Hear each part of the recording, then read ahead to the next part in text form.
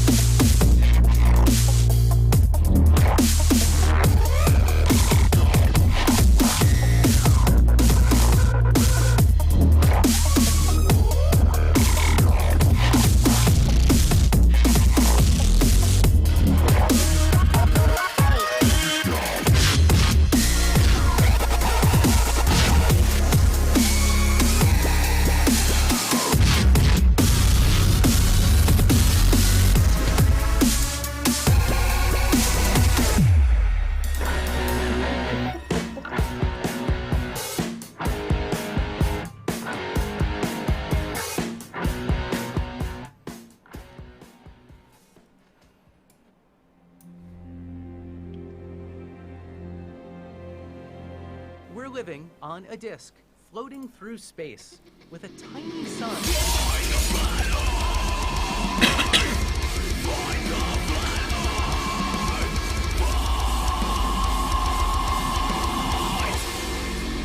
Hey, I'm FTFE, and welcome back to the channel that does to stupidity what Thanos did to half of the known universe. You know, I've been thinking about that, right?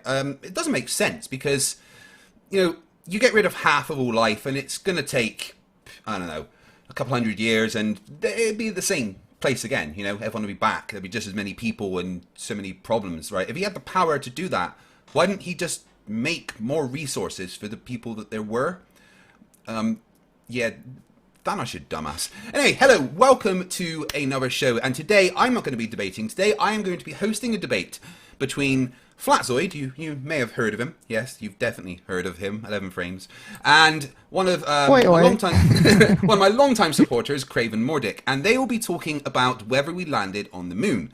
Now, recently I debated Brother Sanchez, and we spoke about the moon, and Brother Sanchez informed me quite emphatically that the moon was actually an interdimensional lens gradient plasma. So as long as we have the debate with that in mind, we should be fine.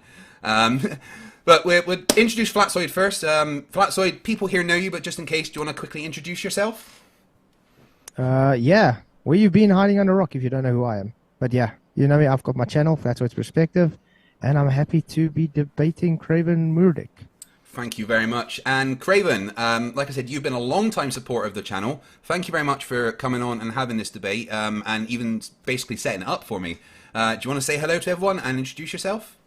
And then he stuck it up my butt. Oh, sorry. I was talking to somebody. I didn't realize I was on up mute. Yeah, sorry. So most of you know me. I've been around for a while. This is actually the first time I've ever debated.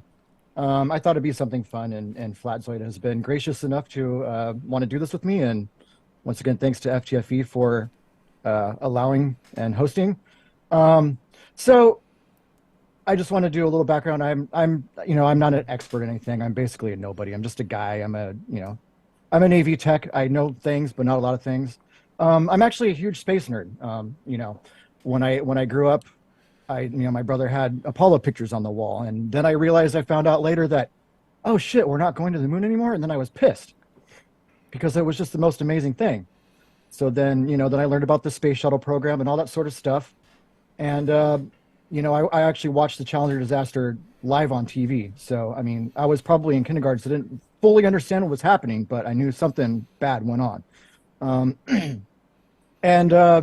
that led me down a path of more space stuff. Like, why do they go upside down when they're going to space? What I thought they were going up.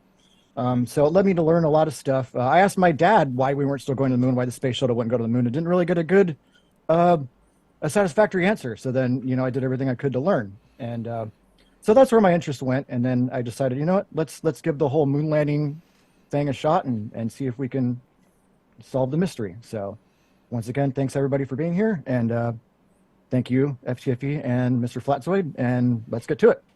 Excellent. So, I'm not debating, and I am going to just be the moderator, which is going to involve me biting my tongue a hell of a lot, because we know what I'm like. But I'm going to do that. So I got something you can bite. Badum-tsh. And we suggested having 10 minutes of evidence, 10-minute rebuttal of that evidence, and then like a 10-minute discussion of that evidence, and then switch to the other side. So which one of you would like to go first? Craven can go first. It's fine. Craven, all right, absolutely. Let's go ahead and over do to you that then. 10 minutes. You have a screen share you need to do, or? Yeah, I got a screen excellent. share. You should have the screen share turned on. Right. It says you have disabled it. Oh, yeah, I did. You're right. There we go. It's back. All right.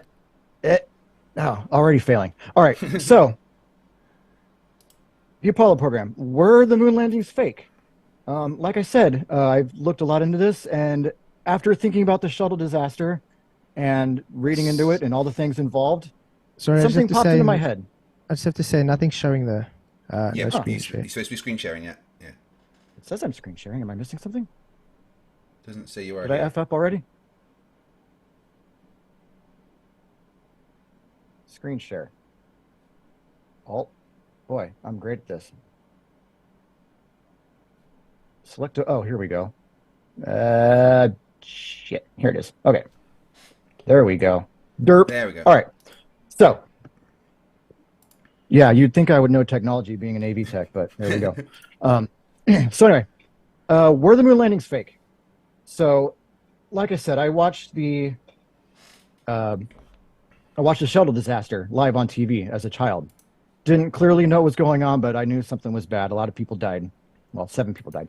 Anyway, it made me think of something, and that was, how is it possible for an agency like NASA to be so incompetent that they allowed this to happen against the warnings of every engineer? So how is it possible that they could be this incompetent and fake the moon landings for over 50 years? And the conclusion I came to, it's not possible. So let's start here with a quote from the movie Apollo 13. Jim Lovell, Tom Hanks' Jim Lovell, he says, "The astronaut is only the most visible member of a very large team, and all of us, right down to the guys sweeping the floor, are honored to be a part of it." So what I want to do is we're going to look at the team involved, and then we'll get down and we'll see exactly why or why not. So first, speaking of Apollo 13, I want to draw your attention to these photos. These were taken by the crew of Apollo 13 after they jettisoned their crippled command module. Sorry, service module. There was an explosion on the way to the moon. They had to do a loop around the moon, come back home, or they would have died. Now, the reason why I'm bringing this up was Apollo 11 was the big landing. Everybody was, yay, we did it. Americans were, we beat the Russians, everything cool. Okay? National, international news, these guys are heroes, right? Apollo 12 happened, land on the moon. Okay, cool. People were sort of happy, not as ecstatic. By the time Apollo 13 came around, nobody cared. Congress was talking about pulling their budget. They weren't even broadcast on TV. It was basically like it didn't even happen until this explosion. Then all of a sudden, it was national, international news again. Everybody is watching it. So the big question is, if they wanted to cover it up, why then would they bring this to the spotlight? So with that, let's start looking at this team here. So some key facilities. Now, as I say this, I'm just scratching the surface. I could go on all day about every part of everything, and we're just going to go over the main things here, okay? So Kennedy Space Center was opened in July 1961. That's where they stack the rockets, launch the rockets. That's where everything kind of starts for most of these things. This is the Marshall Space Flight Center, opened in 1960. That's where they test engines, structural tests for stages, all that sort of stuff. That's where they make sure stuff isn't going to blow up. Johnson Space Center, that is where mission control is at. First used in 1965. Flights wouldn't go anywhere if they didn't have someone controlling them and paying attention. This is Michoud Assembly Facility. It was originally Michoud Factory Airfield. It was an NACA facility before that. This is where they actually build the rocket stages. They put all the things together, they make the big stages, and then they ship them off to Kennedy. This right here is the Glenn Research Center. It was originally called the it was changed to the Lewis Research Center when the National Advisory Council for Aeronautics was absorbed by NASA in 1958. Yes, the first A in NASA is aeronautics. It's not just going to space. At its peak, now obviously not everybody was working in this, but at its peak, NASA employee was over 36,000 people. And there's my reference right there. And I'll just say, sorry, most of my references are from Wikipedia, but you know, it's good enough for what we're doing here today. So, the mighty F1 engine. This is the engine that got the launch pad, got the rocket off the launch pad. The thing never would have gone anywhere without 5 of these suckers on the bottom.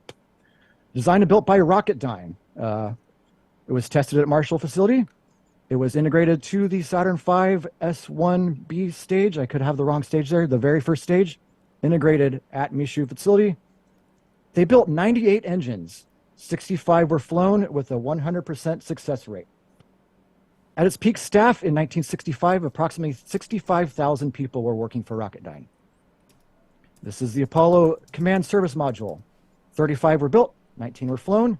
Designed and built by North American Rockwell. It was tested at Lewis facility, integrated at Kennedy in the VAB, and about 90,000 people were working there during the Apollo program. The Lunar Module. This is what actually landed on the moon. It's a 2-stage. This is the ascent stage. They built 15. They launched 10. That was designed and built by Grumman. I could not find how many people worked for them at this time, so that's a question mark. Tested at Lewis, integrated at Kennedy. Now, the Apollo guidance computer. This is what got them to the moon and back. It was designed by a man named Doc Draper at IBM, and it was built by Raytheon. This was the most powerful computer at the time. I say at the time, it looks like nothing now. It was small. Most computers at the time took up entire rooms, sometimes whole buildings. This was about 70 pounds in all, which is tiny at the time. It was the first computer to use integrated circuits or microchips. Those chips were built by a company called Fairchild. They had 2 main facilities. They employed 8,000 people in 1966, 5,000 in Hong Kong, 3,000 in California. Now, what made this computer so amazing, it had 38,000 plus words of memory. Each word was 16 bits. So that's 15 for data and 1 for error detection. So there were 2,048 words of erasable or rewritable core magnetic memory. And it had 36,000, almost 37,000 words of rope memory. Now, what makes that specific or special? Every single one of these pieces of rope memory were woven by hand. So again, couldn't find anything other than hundreds of people worked on that. So this will all come together here in a little bit, so bear with me. This is a famous picture. It's actually one of my favorite pictures. I don't know if most people know who this is. I've heard her just called some babe. Well, yeah, she's a babe. Really cute babe, really smart babe. Her name was Margaret Hamilton. She's the director of Apollo Software Engineering Division at MIT. She had 350 people working for her, and it was about 1,400 people years of work. What this picture is this is the code that her and her team wrote for the computer. Every single piece of code was written by hand. So everything there is all the code that her and her team wrote. So it took a lot of time, a lot of people, and a lot of smarts to be able to write this computer program for this computer. All right, the spacesuit. They couldn't get there and back alive without it. So there were a few proposals for that by NASA. First was Hamilton's Standard Division of United Aircraft. That was for the backpack, and International Latex. They're now a division of Playtex. They were in a joint, okay, a joint, whatever. Westinghouse for the PLSS, David Clark, and Public Aviation for the pressure suit. It was originally awarded, or initially was awarded to a split between Hamilton and International Latex. They divided their facilities. So ILC had about 900 employees, and there were three main parts. There was the liquid cooling garment. Obviously, that's to keep them cool in this big-ass suit. There was the torso limb assembly. That's where most of the atmosphere and stuff, that's what kept them alive. And then there was the integrated thermal micrometeoroid garment. So that had 13 layers. It had the rubber-coated nylon, which is kind of what held it all together. 5 layers of mylar. That was for sealing and also for thermal protection. 4 layers of Dacron. It's kind of like a polymer, kind of like what milk jugs are made out of. That was for rigidity. 2 layers of Kapton film. That's like the stuff that's in circuit boards. It's like an insulator and also for some more rigidity. And then the outside layers were some coated Teflon beta filament cloth. That was for flame retardant. Also, it was reflective to keep some of the sunlight off. So cooling, that sort of thing. Insulation, that's what I'm going for. 2 minutes left. Okay, I'll try to go faster. All right, those are all made by hand, 15 for each astronaut. Hamilton made the PLSS that had the electronics, life support, all that sort of stuff. All right, flight controllers. Now we're getting more to the... Yeah, okay, I'll just go through it. 20 to 30 in each I won't say what each of them do because I'm running out of time. Each flight controllers on 8-hour shifts. Flight directors, Chris Kraft, he was kind of the father of mission control. Flight directors, Gerald Griffin, Cliff Charlesworth, Gene Kranz, Glenn Linney, Pete Frank, and Milton Windler. And 4 of them are now dead. None of them have said anything. 1 minute. Okay, astronauts. These are the ones that didn't land. Half of them are dead. These are the ones who did land. All but 3 are dead. Highest level of government. President Richard Nixon, Vice President Spiro Agnew, Speakers of the House. Most powerful men in America. They're all dead. So, why is this important? Nobody has said anything. In this article, this guy shows, he made a computer model showing what the viability was, how long it would last. And the longest he said it could last is 3.6 years. There's the article, that's the screenshot.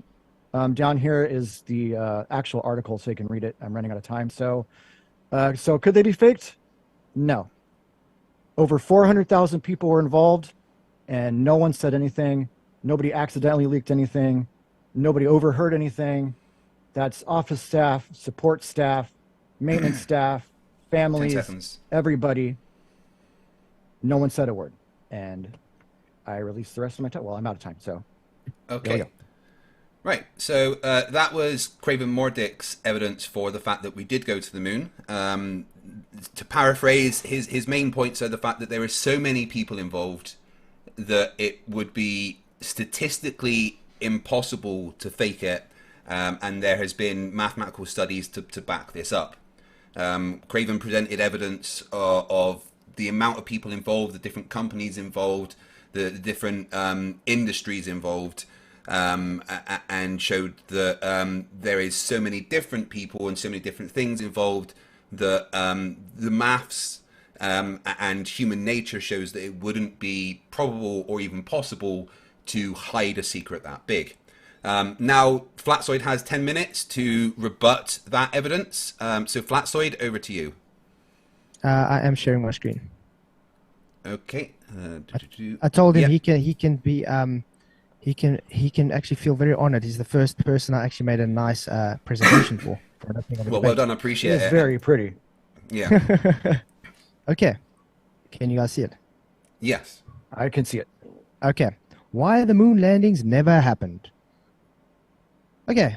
Arguments against the moon landings. My first argument is going to be, according to the second law of thermodynamics, if the Earth is considered an open system, the air on Earth would seek to fill the available space presented. Sorry, this is supposed to be your time to rebut the thing that he's just said, and then we'll do your presentation after. Yeah, I thought it'd be better to keep it on each side. Yeah. So, I'll restart your timer. So this is your 10 minutes to go over the evidence that he's just presented. and then we'd do a 10-minute discussion, and then we'd do your presentation and do the same thing with that. Is that right? Okay, that's fine with me. Yeah. Right. Okay. Cool. So, yeah, the things that he's just presented. This is your point now to go over. And, okay. You know, okay. Then I'm not going to be able to think. share screen though, but I can rebut it very easily though. Yeah. Absolutely. Okay. Okay. Let me do it again. I don't think I need 10 minutes though, but okay. Thank you, Craven, for your presentation. First of all, it was compartmentalization, and that's why people think they are doing the right thing. So let's say you get someone, like you said, created the program for any module. They're going to say, oh, I created that module, so therefore it has to go to space. That is how compartmentalization works. All scam companies work exactly the same way. You have, they're compartmentalized to think, I'm doing my job, and therefore my job means it's actually running. You can run scam Ponzi schemes exactly the same way. As it got to do with all the people you showed, that why didn't they talk when they died? Very simple. Half of them are Freemasons.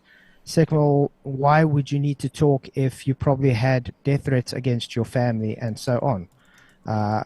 You're probably going to see some of these things also come up with my opening presentation when I open.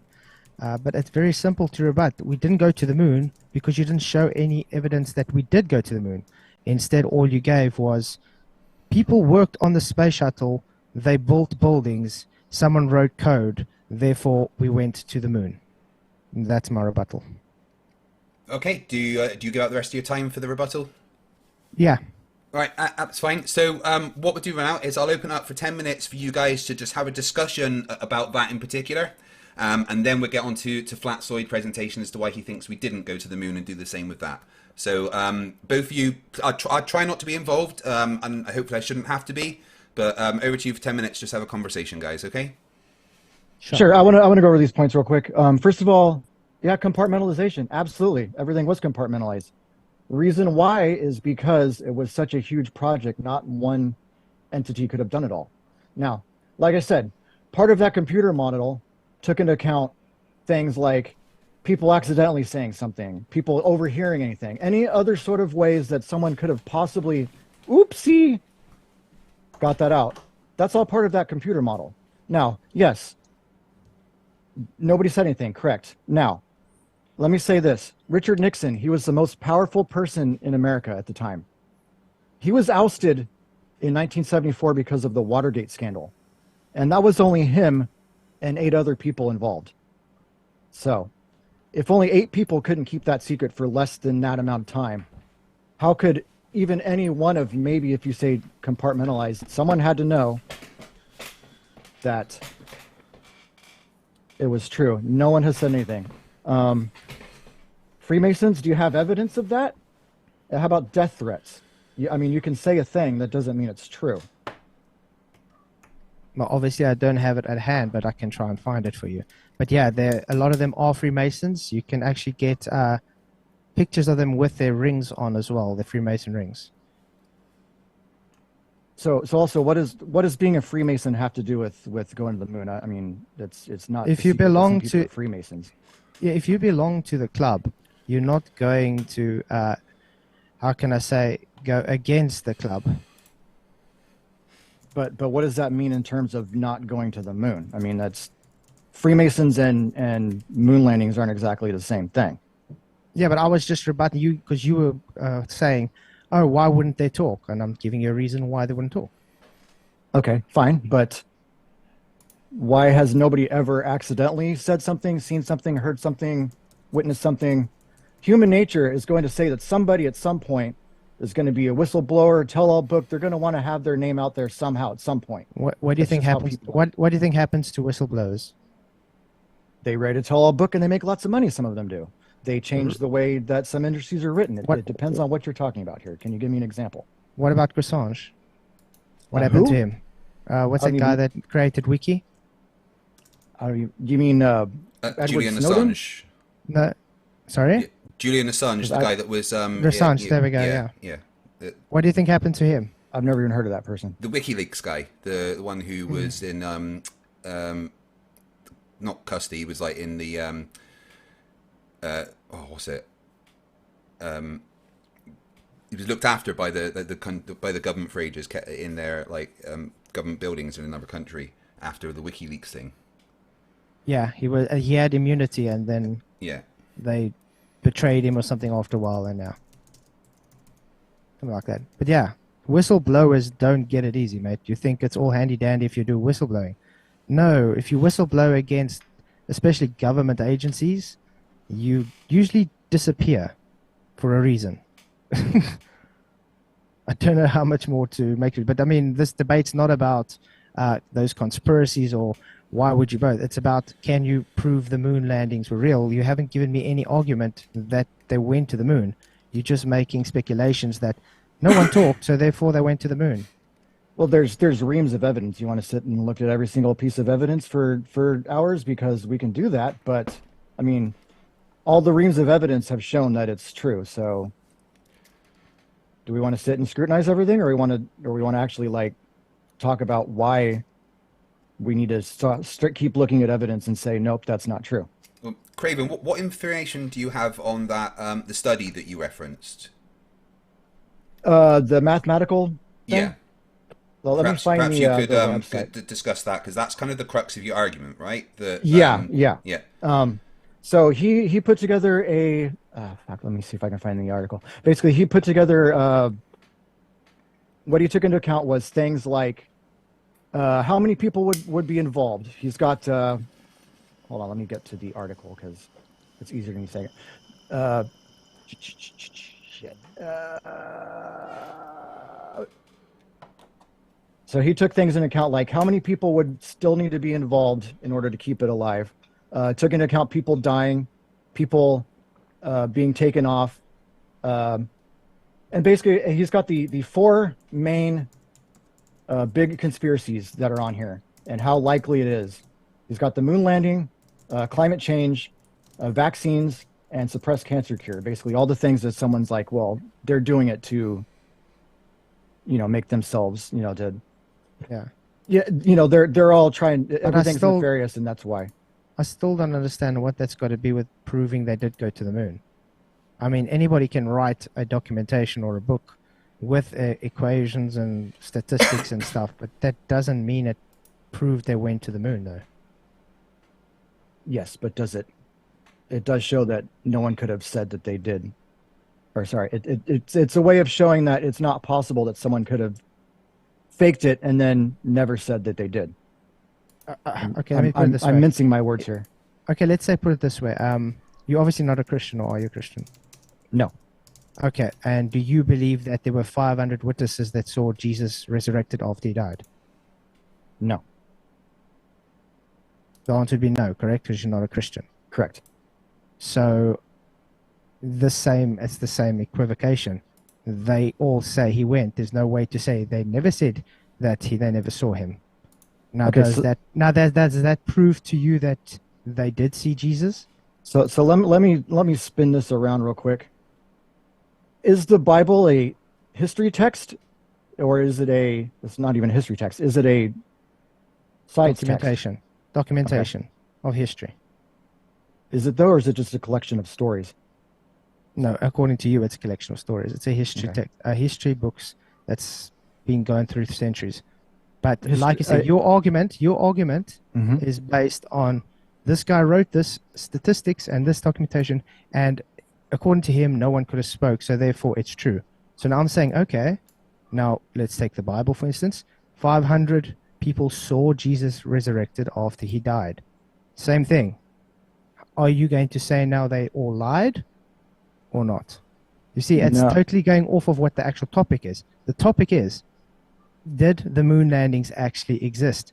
I don't care what the guy wrote in a document or what statistics he did or what programs he wrote. That's not the argument here. The argument is, did they go to the moon? Is the moon landings real? That was what was presented as the debate. And I haven't seen anything remotely showing that to be the case. So again, the Bible, if we're going to go there, it's not even a history book. It's someone's told a story. A few other people told a story. Someone wrote it down. It got retranslated. Right? Is We're not here to debate the Bible if it's a history book or not. You brought it Like up, I said, man. I gave you a equivocation on the same standards. 500 people saw Jesus resurrected after he died. Would you believe it to be true or not? It's And documented. how many millions of people documented. watched people land on the moon? That's actually documented, like on video, not written, handed down, passed down, rewritten.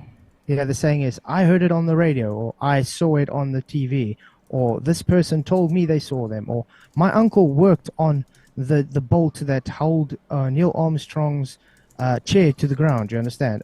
It's not. Why would he hold his chair to the ground? He was in a spaceship. I'm just saying it's compartmentalized. That's all it is. There's no argument here that they did go to the moon. You're just giving me saying these guys worked on the missions. This guy says this would be true if because of statistics, and therefore it's so. That's not any argument out of anything. Math determines our reality, though. Also, no, I gave you actual equivocation to show you. You really didn't, man. You talked about Jesus. You said my Bible said a thing. So, and your Bible said a thing. Your documentation. I don't have a Bible. I'm equivocating to your document is saying a thing. So my Bible's saying a thing. Do you understand the problem here? I understand what you're saying. Yeah. So now, does my Bible prove reality to you? Obviously not. Now, does your document prove reality to me? Obviously not.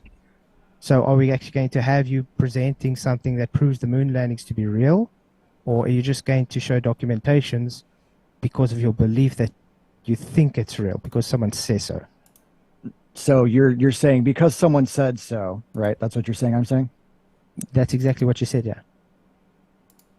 You said someone wrote a document with statistics and therefore moon landings are real.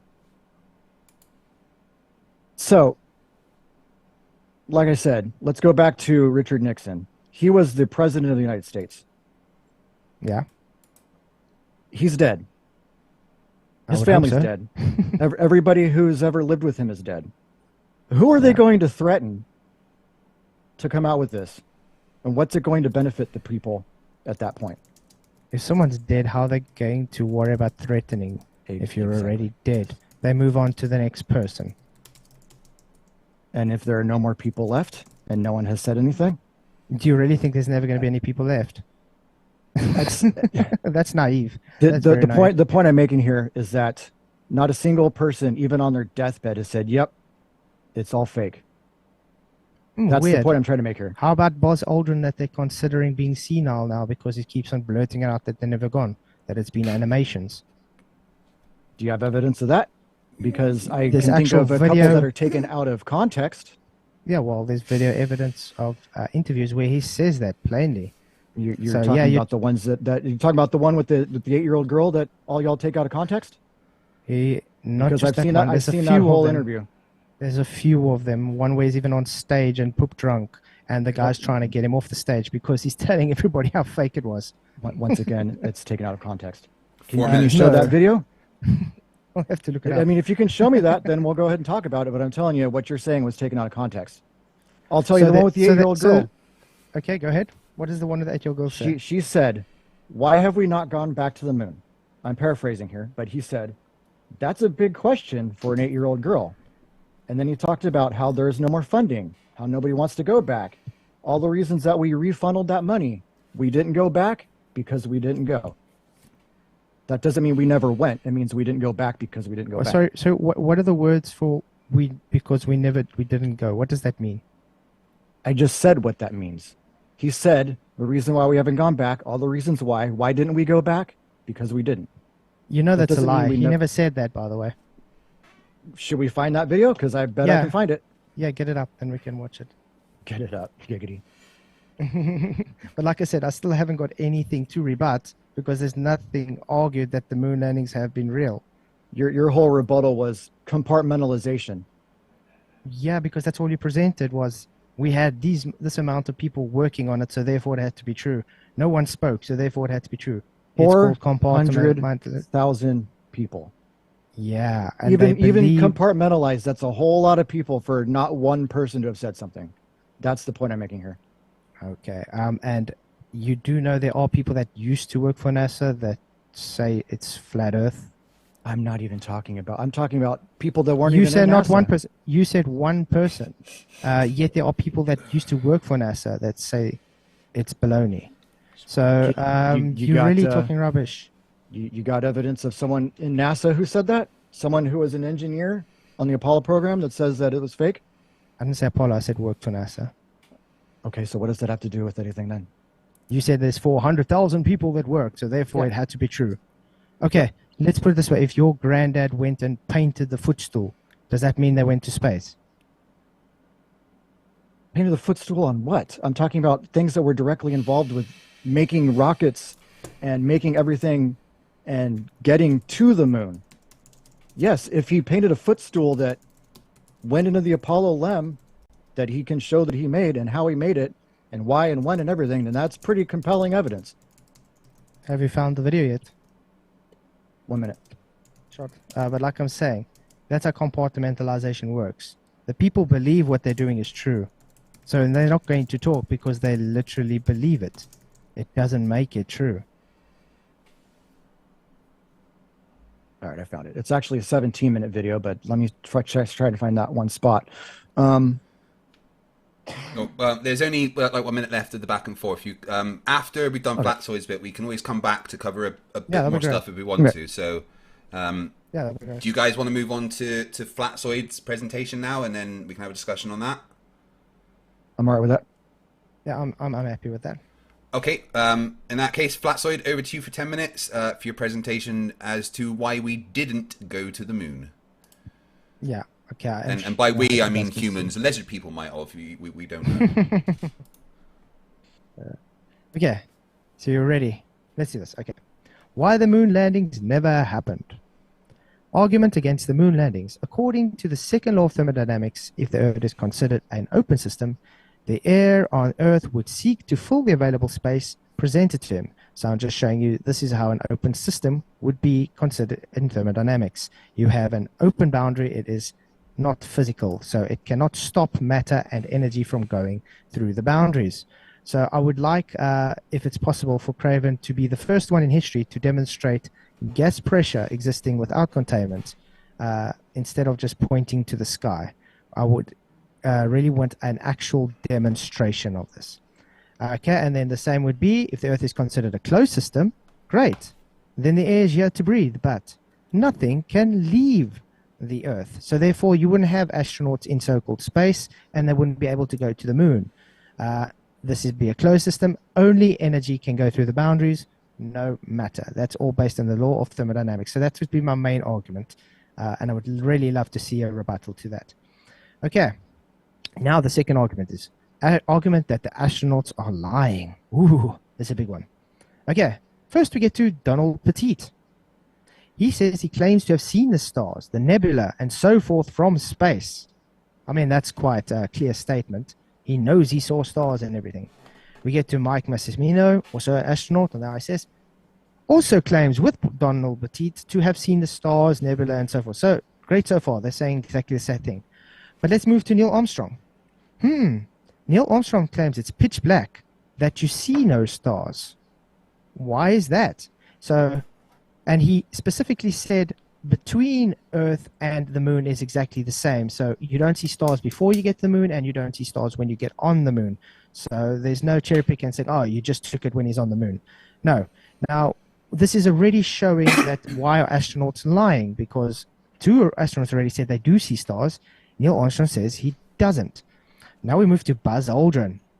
Buzz Aldrin claims space to be a deep black, but with velvet sheen to it. So he can't really be honest. He's saying, yeah, it looks black, but there's velvet sheen, so we can assume that means there's stars. Totally contradicting what Neil Armstrong just said. And what do you know? They were on the same mission together. Let's move to Chris Hadfield. Chris Hadfield also claims space to be a deep black, but with velvet sheen to it. So the same as Buzz Aldrin. And going totally against what Neil Armstrong says. So who's lying, guys?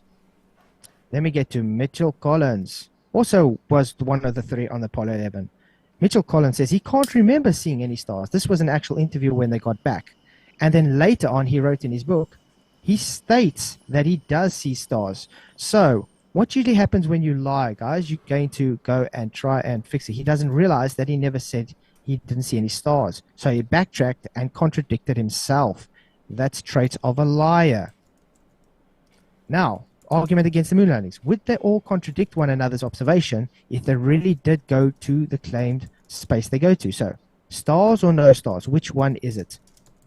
So far, it's in the middle because half say yes, half say no. So who maybe they went to a different space or something. Who knows?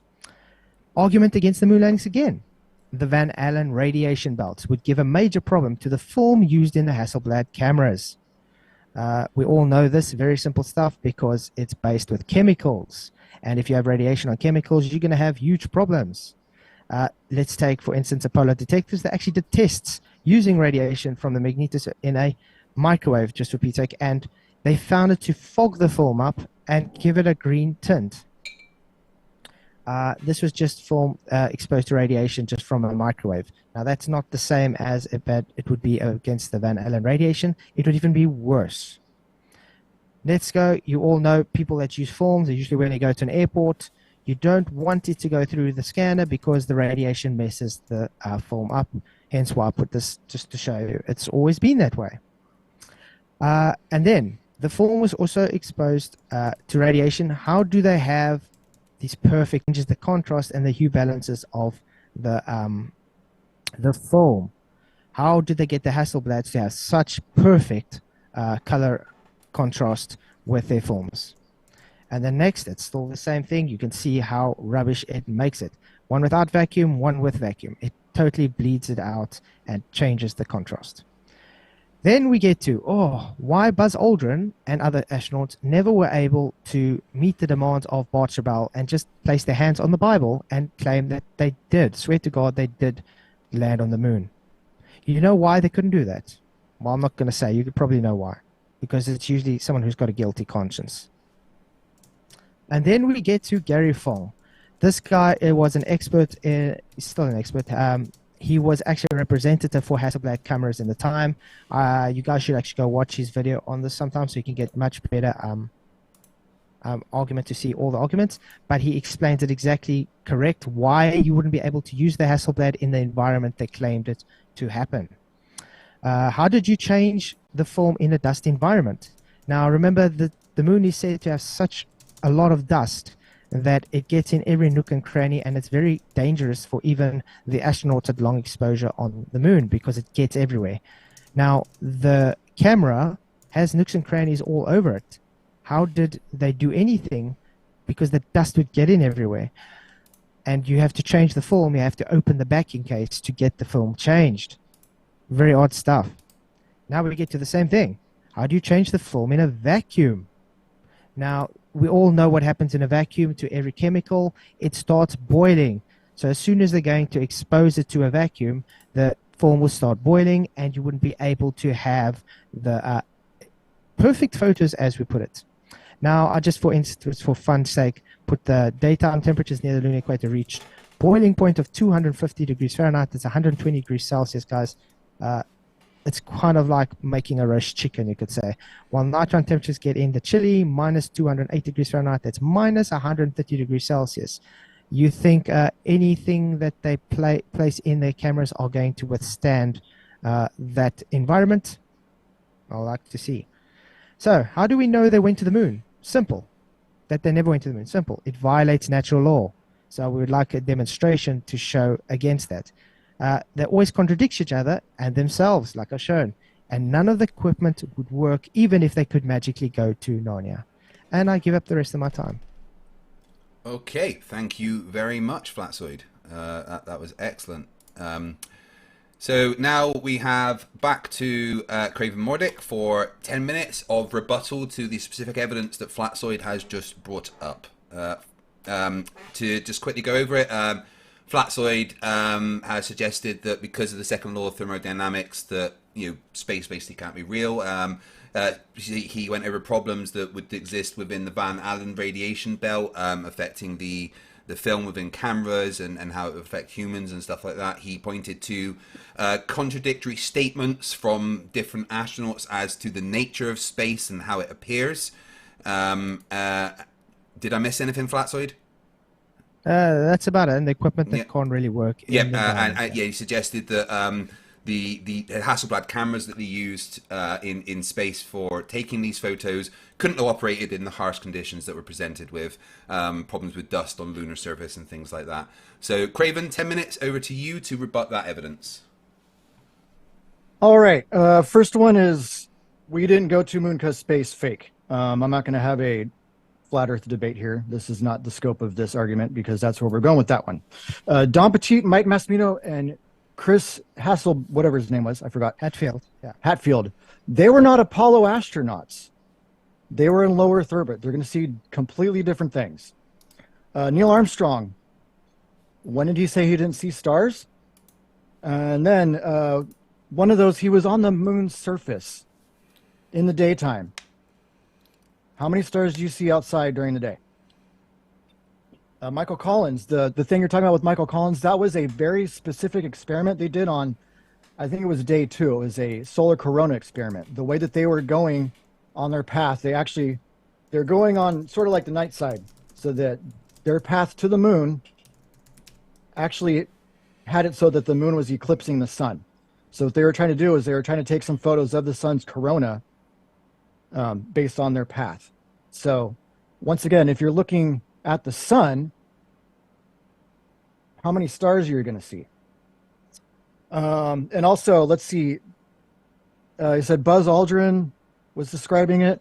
The Apollo computers actually were able to find, they even had star maps that they brought on with them. They would track and enter stars, and that's how the computer was able to determine their position in space. So there absolutely were stars in space at the time. Let's see. The Hasselblad camera and the film. Can you show what kind of film they used? Because what I see is they actually used a different film. It was a different emulsion because they knew they were going into a vacuum. It was a different emulsion so that it could carry away the static to go through the camera that had no... what's that word? The thing that makes things slide. Lubricant. They had to remove the lubricants from the camera. The camera was very heavily modified in order to go to the moon. It's basically like the world's most expensive single-use camera. They had to have different film made by Kodak. It was thinner, so they could fit more shots in the reel at one time, and it had a different emulsion for those exact purposes. In terms of radiation, there was actually less radiation in space than there is going through an airport scanner. There's, I don't have the numbers in my head, but an airport scanner, it's meant to like go through everything. Now, even the metal in a camera can block there is more radiation in space, correct. We went past the Van Allen belts. So that magnetic field will actually control some of that ionizing radiation coming in. But even the stuff that's on the moon, the camera itself, based on its materials, even the paint that's put on it, is going to help mitigate some of that. I want you to go ahead and tell me about that vacuum experiment, because I think I know the one you're talking about, and those were not the same conditions that camera and film was exposed to. In terms of Gary's video, I've seen that one also, and he is also not taking into account the number of modifications made to that camera. They didn't just take some off-the-shelf Hasselblad camera and then go down to Woolworths and buy some film. They actually took all that into account. They knew what they were doing. They knew what was going to happen, and they made things accordingly. Buzz Aldrin punching a guy. You want to know what happened with that? That guy was harassing him for days and days and days, calling him a liar, calling him a coward. Finally, after him following him across the street, getting in his face, Buzz Aldrin multiple times saying, "Leave me alone," he punched the dude in the fucking face. So it's nothing about being lied to. It's about being harassed. Let's see. Temperature on the moon. Yes, there are very large fluctuations, but we're talking over the course of a day, just like on Earth. Early in the morning, it's cold. Late at night, it's cold. Around noon, it's reaching its peak temperature. The moon landings were in about early to mid-morning if you talk about a lunar morning. A lunar day is about 28 days. So we're talking a huge fluctuation over the course of an entire lunar day, not in the couple of hours that they were on the moon. And I think that's most of your points. Did I miss anything? That's about it. Okay. Okay. Right. So now we'll open it up for 10 minutes. So you guys can discuss the specific things there. Get a bit deeper into it if you like. I'm really biting my tongue, but yeah. Please, 10 minutes. Have your open discussion. Go ahead. Okay. First of all, the form they used, they actually went to Kodak and they got the same form. The only thing is the backing is different because they don't make that backing anymore, but it's the same form. So but it wasn't the same film because it had different backing on it, almost like they made specific backing doesn't change. for The that. backing doesn't change the film's correspondence, how it reacts. The backing is simply there to hold it in rigid space. So it's just a different polymer at the back. The film itself is exactly the same from Kodak. And Kodak, even when they were commissioned for it, they didn't create it specifically for space. They made it so it would work with the model camera presented to them. And yeah, by the way, Fong did say the actual model camera, it's not some specific, very special camera they built for them, Hasselblad. It's a model they had that they modified.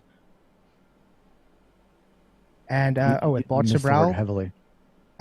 Again, they're heavily modified. They just stuck the exposure to a certain that stays on the same exposure, and they made it that it would be a bit more sealed tight. Like you said, with lubricants. By the way, lubricants used would have more problems because lubricants boil in a vacuum. You wouldn't use lubricants in a vacuum because it would give the opposite effect of what you want. When it comes to Bartzerbrouw, he asked Buzz Aldrin multiple times just to stick his hand on the Bible and claim that he went to the moon, like he did to any other astronauts as well. Not one astronaut ever said, yes, they went to the moon and placed their hands on the Bible. So his excuse was hitting him off that he's harassing me. But if he just did it in the first instance, there wouldn't have been harassment, would there? So yeah, I don't agree that he had to harass him, but the argument was, if you're not lying, you would just stick your hand on the Bible. So if someone came up to your face and just said, do it, you would just do it? Because usually it's when he's trying to live his everyday life and someone's coming in his face. You think you're going to like that? He even had set up a meeting with him where he came into the meeting set up, and he saw it was him and he decided to leave because he saw he had the Bible in his hand with him.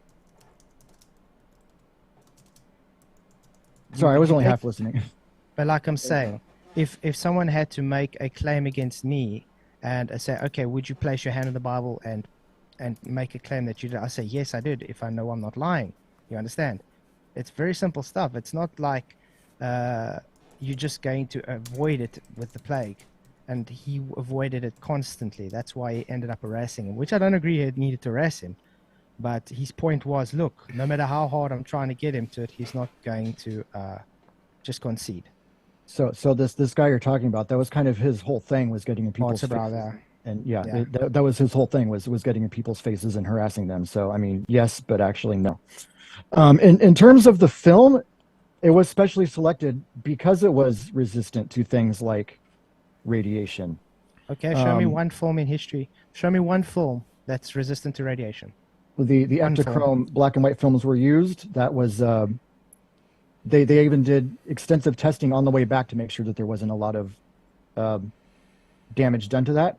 And you did say lubricants, and I'm pretty sure I said that the lubricants were removed so that they wouldn't boil off. I'm pretty sure those are the words that I said. Okay, I thought I heard you say they did put more lubricants in. If they did use a lubricant, it would have been Teflon, which is not liquid. But once again, they were planning on only using these cameras once, and most of them are still on the moon. Because sorry, what? Do you know what off-gassing is? What does that have to do with the camera? Everything has what you call off-gassing, Tim.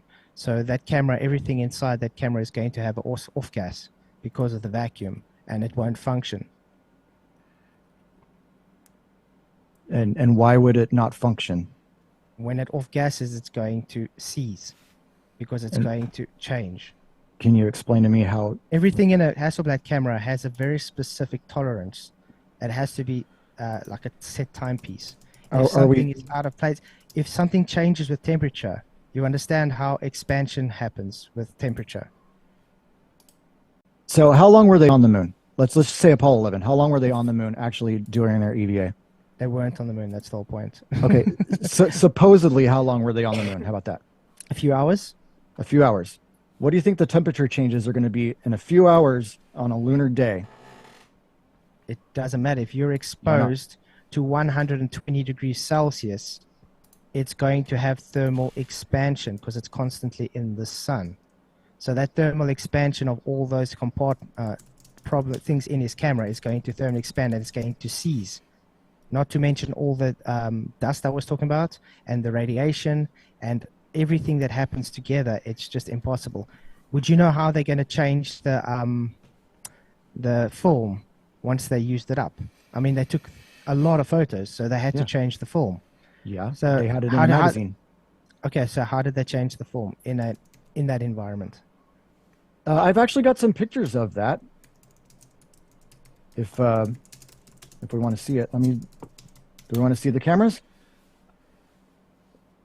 Because, like I said, it was heavily modified. They didn't just go down to Walgreens and buy a camera. They had Kodak and Hasselblad and Zeiss. Sorry, guys. I'm going to have to quickly be off for 2 minutes because I've got to quickly put the power on. Yeah, no worries. Absolutely. You can just rejoin the same link and everything. I mean, you should just automatically reconnect, shouldn't you, sir? Sorry, 2 minutes, guys. Literally 2 minutes. Yeah, no worries. Actually, I've got a couple. I've got a picture of the path they took out of the Van Allen belts. And I've got a whole series of pictures of the Hasselblad camera.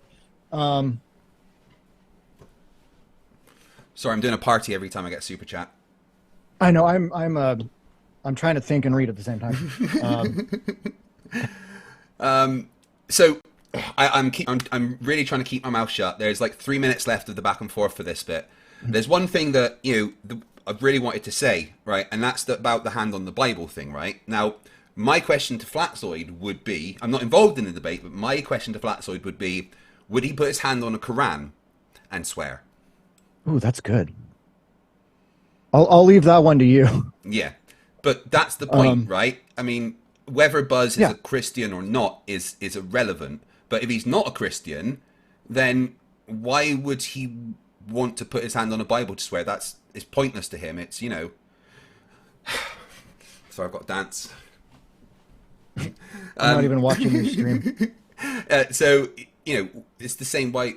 Would he put his hand on a Quran or any of the holy texts or the Book of the Flying Spaghetti Monster? And sorry, I need the cardio. So yeah, I was going to say something, but I forgot what I was going to say. But that's where I would go for that, and that's always my question to them, and they never really respond. So that's a good one. I don't know where we're going with the whole film magazine thing, because I mean I've got a picture of the camera right here on how it looked, the ones that they actually brought to the surface, and I'm failing to see the issue here. I mean, you can even see the big giant levers that they used so they could change the exposure value. There is things that they did to ensure that the film survived. Well, they knew they were going to the moon, for one. Yeah. Like you said, they went and got the same film, but obviously, even after I asked that, I said, was the emulsion the same? And he says, no. So then obviously it's not the same. It can be the same size, type, and shape, but it doesn't mean it's the same if it doesn't have the special emulsion that they had Kodak make for them. That was resistant to the radiation, to everything else. I'm also interested. Yeah, I'm also interested in this claim of all lubes are boiling in a vacuum. Yeah, I don't know, because like I said, they removed all the liquid lubricants from the camera. Some places that need a lubricant, they didn't use any at all. And some of them they used Teflon, kind of like graphite, but not, because it's Teflon. Because they knew they were going to a place where there was a vacuum and that lubricants, normal grease, camera grease, would have boiled off. I mean, they knew this was going to be the most expensive one-time use camera in history. Yeah, and they exactly. built it accordingly. Yeah, this one, flat earthers always come to me and say things like, "Oh, well, how could the material and the spacesuit survive?" Because they designed it to, Yeah, I mean, I kind of jumped through that really quickly because I didn't realize that my presentation was going to be so fast. But yeah, it was designed. 13 layers were the 13 layers hand woven by people's hands. I guess that'd be hand woven, but All right, there's Flatzoid back. that was okay. Just let him rejoin. Just in case you guys are wondering what's going on there, where Flatzoid is in South Africa, they've got like load shedding and stuff. So they turn the power on and off at certain times. So he was running on a generator before but they've just switched the power back on, so we can go off the generator onto main power. So he's had to leave and rejoin. Flatzoid, all good? I'm back. Yes, I'm back. Excellent. Right, you guys had a few minutes of the back and forth left there. Was there any particular points that you wanted to go over? Yeah, I would just like to ask, why is the hand wave dismissing thermodynamics? That's not flat Earth, though. That's thermodynamics. That's simply the whole crux of the argument. We can't go to space because space fake. That's not really an argument. No, the thing is, if you can't provide evidence that you can go to space, then you can't claim the moon landings to be real. The whole gas pressure without a container thing, we could go on and on and on for hours, and you're never going to be accepting of anything I have to say. That's a dumb argument to bring up. I agree. Yeah, you can't accept anything I'm going to say because I would like a demonstration. Once again, I'm going to say the same thing, and then you're going to say the same thing. We're going to go around in circles and circles and circles. You can't demonstrate Earth on Earth. So we both agree. So we both agree. Then it's just hand wave dismissal. Then I wouldn't hand wave dismiss it because it's pointless. It is because it's not demonstratable. That's why it's not relevant to this argument. It really is. It is relevant. You like to say it is, but it's not. You can't can't say we don't go to space because space fake. That's first of all. What does the second law of thermodynamics say? If we're going to go down this road, what does it say? In an isolated system, entropy will always increase. Very good. Do you know what the isolated system is? The universe. Thank you. And it's a hypothetical. Is the Earth the universe, though, or is the Earth the Earth? The Earth is a system inside the isolated system. So then...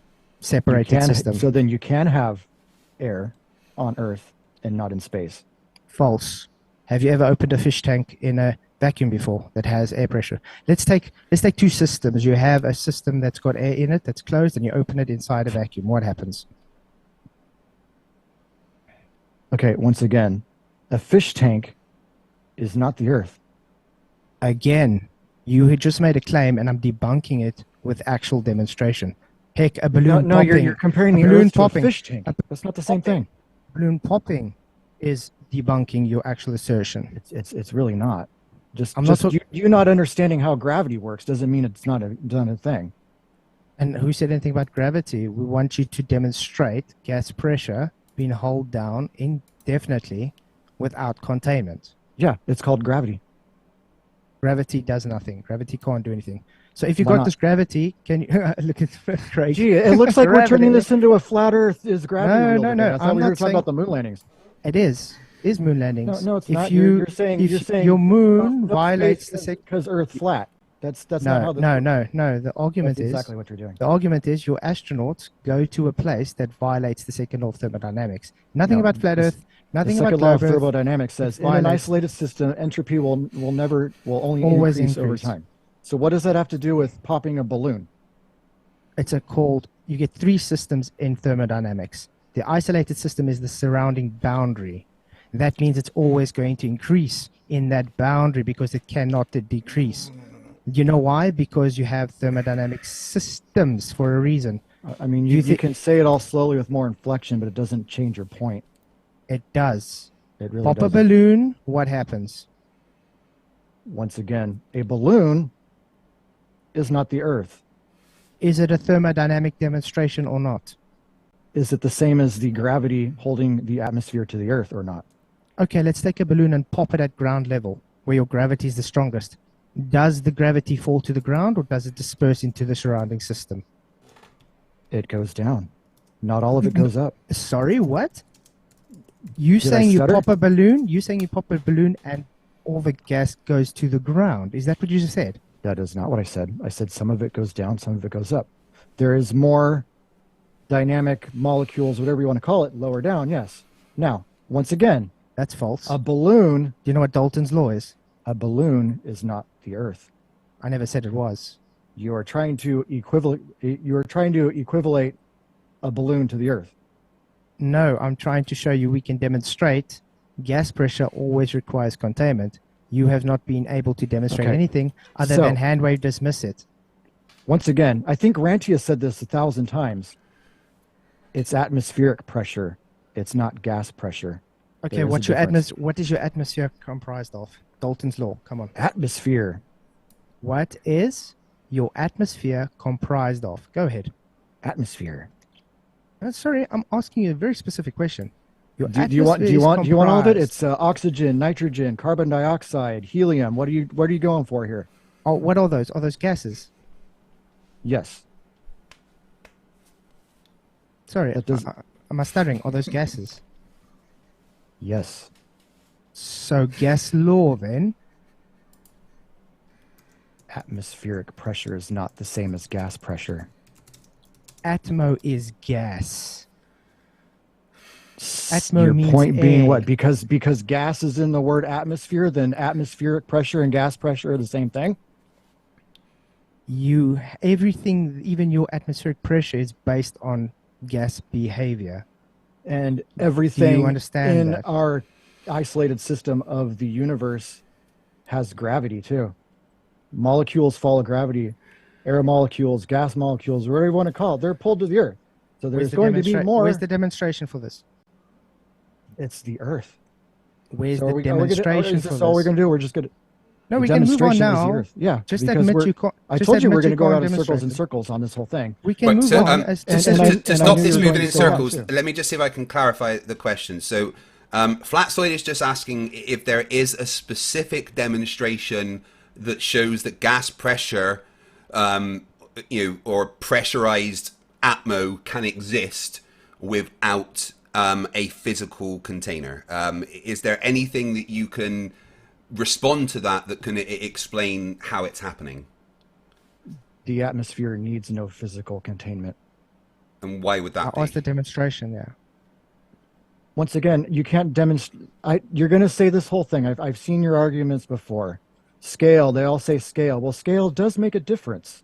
I can't demonstrate something like the Earth without using the Earth, because everything else, the Earth is going to take precedence over because it's a lot bigger. Earth really big, people really small. Okay, so let's take so we can move on. Let's say you take a fish tank, you stick sulfur hexafluoride in it. It's very dense gas. You would agree. So the gravity is pulling it down, and you're sticking it on the ground. Would it stay there indefinitely, or would it still disperse into the surrounding system? Once again, a fish tank is not the Earth. Congratulations. Hand wave dismissed, guys.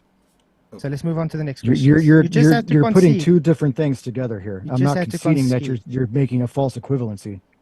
It's not a false A equivalency. fish tank is not the Earth, dude. Are You you can say saying it as many times as you want. thermodynamics? Are you saying thermodynamics has got nothing to do with Earth? I said that your argument has nothing to do with whether or not we went to the moon. It has everything to do with the moon. The reason being, if Because you say cannot Earth, go to because you say space- Earth flat, so space fake, so no, no, I moon. didn't say. Again, I'm not saying Earth flat. I'm saying if you cannot have something demonstrating that you can violate the second law of thermodynamics, because that's exactly what space is claimed to do, then It's you really cannot not. go You're to just the. misunderstanding Then it. you cannot go to the moon that's claimed to be in that system, because the system of Earth and space are two separate systems. Thermodynamically, they're two separate systems. But thermodynamically, they're also all part of the one system, the one isolated system of the universe. Now, also, like I said, no moon 'cause space fake is not a very good argument. It's a brilliant argument, hence why you hand wave dismiss it. Now, you not understanding how something works is not an argument against it. Dude, you just said you can't demonstrate it. You claim gravity that's not even a Once- force. You I say didn't say it's- gravity was a force, now did I? Okay, so you F equals ma, which requires it to be a force to pull gas down. So are you trying to pull the whole Newton-Einstein thing again now too? Once again, I mean, we could You have this just claimed conversation all day. gravity. You just claimed gravity pulls gas down. Did you not? Yes. Can you prove that it doesn't? Oh, or do you think that gravity Yes, I doesn't can prove it exist? doesn't. I can prove that it doesn't. Helium. Okay, now next. Can Helium you is a please- different. It's a different element, dude. It's held differently. We're not debating relative density, disequilibrium, or gravity here. The simple fact is you claim gravity to be a force. And if you say it's not a force, then you can't claim it to be pulling gases down because you require a force for F equals ma to be constant. If it doesn't have F equals ma, no force, you can't claim F equals ma, therefore gas cannot be held down to anything. Is this really where we're going? The whole I don't believe gravity. So then just concede. Just concede you can't demonstrate it. That's all. Then that's all. Then we can move on to the next arguments. Is the globe based off of a grid system? Oh, wow, guys. He's not even just... Yes, can we move on? Because I could have this Then- argument all day and it's not going to get us anywhere. So no conceding then? I'm not going to concede anything. They're different things. They're No, completely they're irrelevant. not. Definitely not. I've got a concession to really- make in our debate on Monday, Flatzoid. That'll be good. But yeah, we can move on to the next subject, guys. He can't concede that he can't... Well, he has to, by default, concede that he can't demonstrate it, so... Once Yeah. again, like you like to say, scale. I can't demonstrate Earth outside of Earth on Earth. Okay. Right, let's So- bring it back round to specifics for the moon landing. The equipment, the equipment. yeah, Well, we want to go so- back to... I'd love to go to that video that he was supposed to show us with Buzz Aldrin and the little girl. Yeah. Yeah. Let me pull it up here. Yeah, I think it's about 7 minutes 30 into that video that you're talking about where the girl asks that particular question. It's like 7:12 or something like that. I'll bring it to like 7 minutes, if that's okay. Yeah, sure. It's like 2 or 3 minutes. It's a 17-minute clip. But if we listen to the words, the last words he say is because we didn't go. Yes, but when you listen to his entire argument, he's giving a good explanation of why we didn't go back. So, if you're ready, I can go ahead and pull that up. Yeah, sure. If feel free to screen share. It should give the audio through. Okay. I don't know. Hopefully, otherwise I don't know what I'm doing here. But let me make sure I'm not muted or something.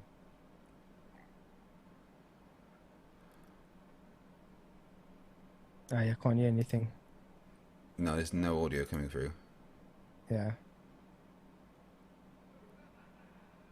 Yeah, just have to Why see the closed caption on that works. Yeah, why is no one gone to the moon?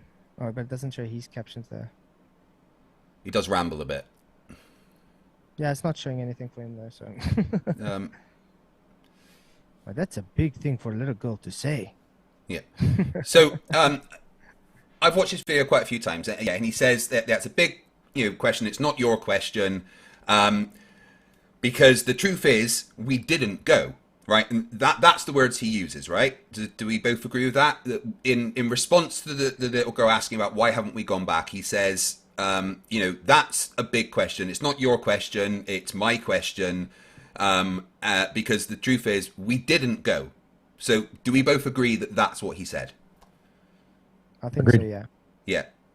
Yeah. So based on that knowledge of those being the words, Craven, what would your explanation of him saying that be? It's him leading up to why we haven't been back. We didn't go. We haven't been in such a long time because we didn't go. Basically saying we didn't go back because we haven't gone back. I believe he does go into a bit of more of an explanation as to why we haven't. It's actually been a while since I've seen this clip. Also, I think before that he does describe actually what it's like on the moon. So if he's saying one thing here and then something else before that, is he contradicting himself? Or once again, are we taking one sentence that a guy said and saying, nope, there's my proof? Oh, it would have been awesome if you could watch what he says there.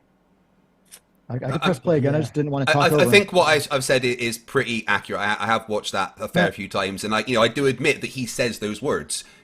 We didn't go. So Yeah. why? So Flatzoid, I think what Craven was saying there is that why would he say we didn't go if he just spent the entire interview talking about him going? Why would he contradict himself in that way? Because he's contradicting himself, because they're seeing him as senile now.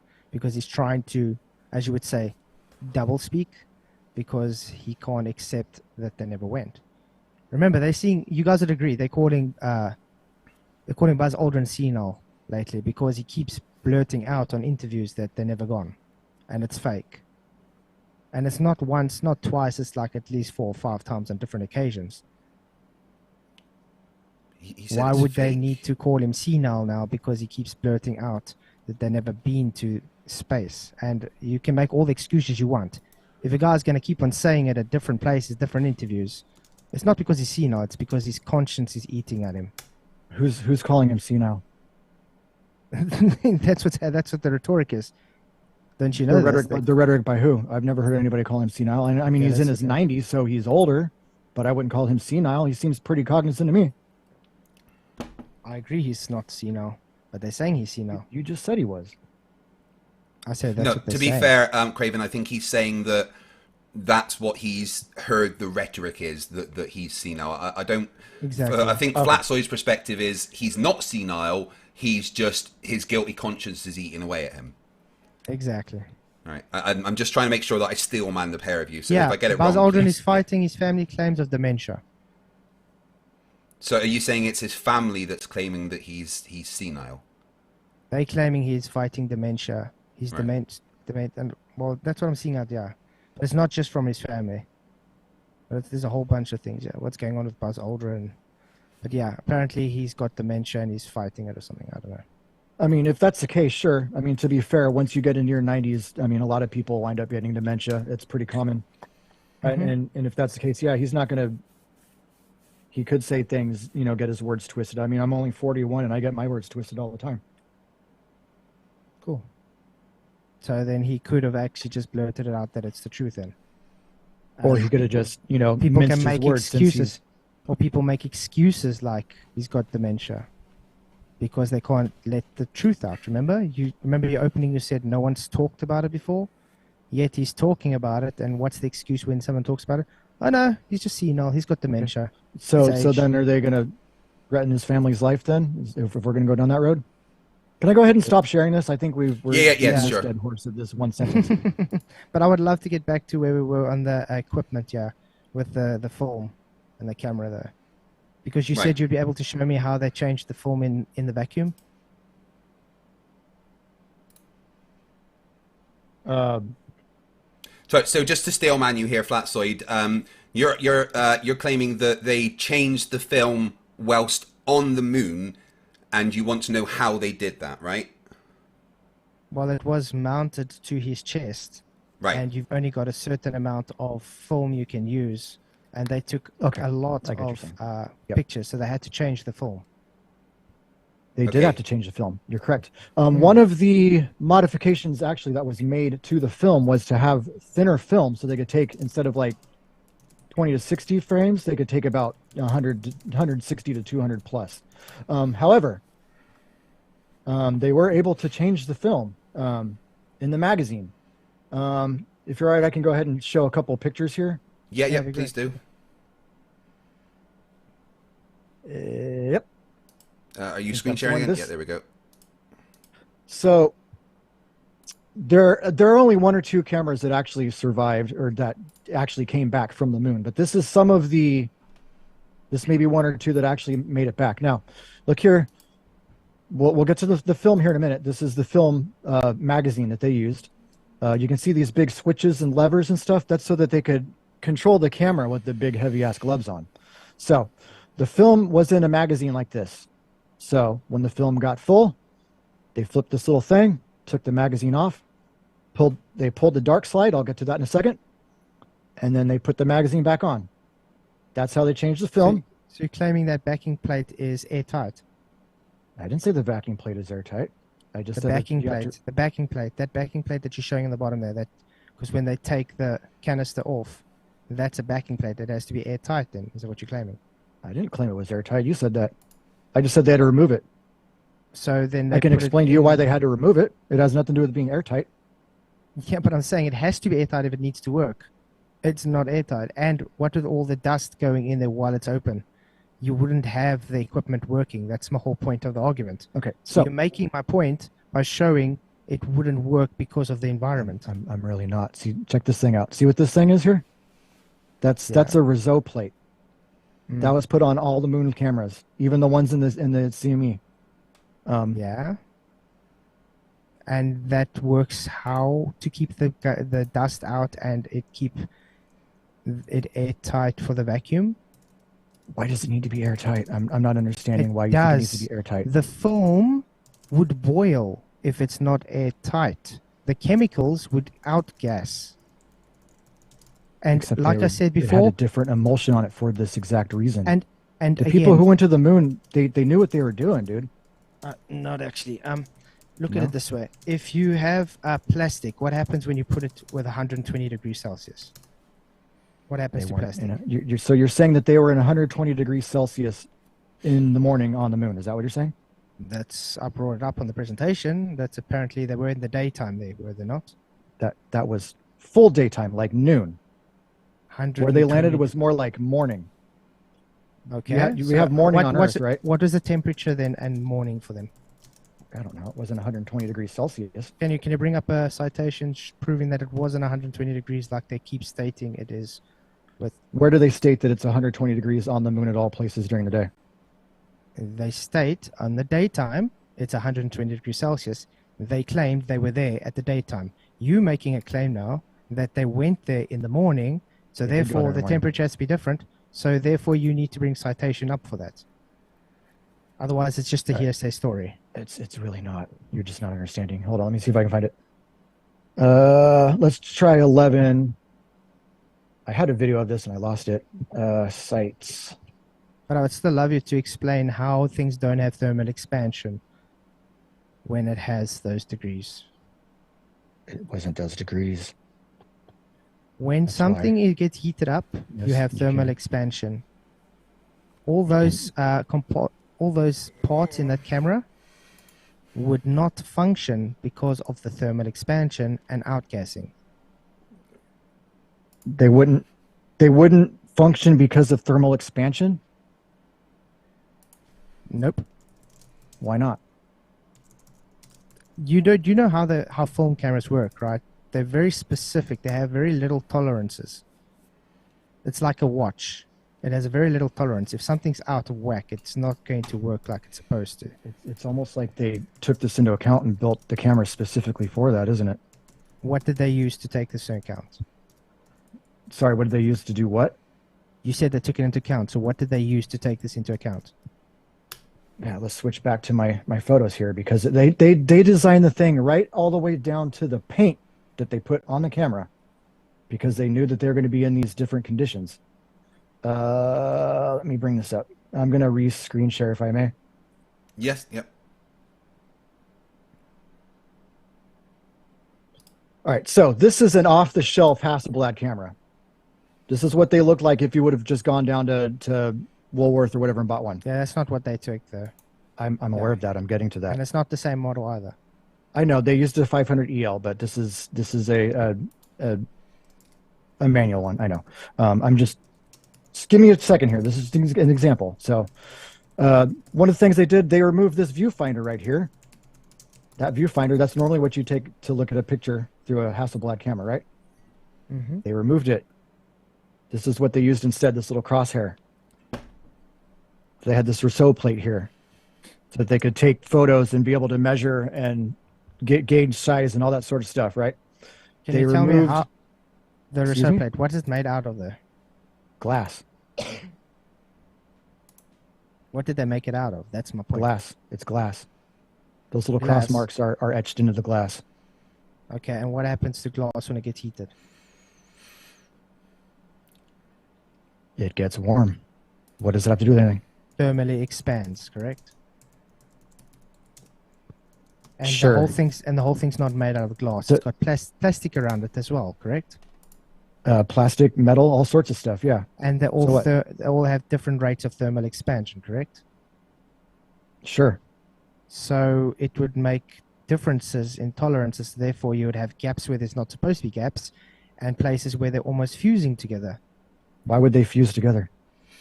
In a vacuum, you have things that's called cold fusion. You mean cold welding? Yeah. Do you know what that means, or do you just say a thing and hear it? Or Yeah, hear a it thing and removes, then say it? it removes everything so the friction actually welds it together. All the friction. Right. The friction So is what you welds it, yeah. and you know what? All sorts of things can You combat still that. haven't you still haven't rebutted I'm how still did trying to they answer your account question. for this? Right down to the paint. See this different color paint? This is what wasn't on the moon, this black stuff. Even this Yeah. paint, that's enough to help, I didn't say stop, but help mitigate some of that heat. This reflective silver paint. And the one at the bottom where the casting is off, that's black, correct? This one down here, Yeah. that wasn't there. That was removed so that you could have the Roseau plate right there. Exactly. So they got the Exactly Roseau what? plate. It's removed for the Roseau plate, and the Roseau plate is made out of glass and plastic. And it's So? black. Is that plastic black? The plastic also would be covered up With what? It's with a tight the fit. camera. This is inside the camera. Once you put that dark slide, or once you put that magazine on, that's covered up. It's not always in the camera, is it? The Roseau plate is not always in the camera. If he's changing the film, it's definitely not on the camera, is it? So you're saying that in the couple seconds it takes to replace that film magazine, that glass is going to get too hot to use? Never said that. I said what happens between the time, because you made a claim it's always on the camera. So I think it's not always on the It camera. is always on the Roseau plate was always on the camera. You got it They separate. didn't remove the right? Yeah. Roseau plate. Yeah, but it would give discrepancies because it will have the lunar dust inside it. How is it going to have a tight fit once the lunar dust has moved and crammed into all the places? What are you can't imagining when fit. you think of lunar dust? Are you thinking of like a dust storm here on Earth? No, it's very, very fine particles. I'm aware it's very, very fine, but it doesn't just blow up in the air and get It's- all over everything. That's why they say a lot of exposure for the astronauts on the moon is dangerous for them, even with the spacesuits, because it goes through the fabrics.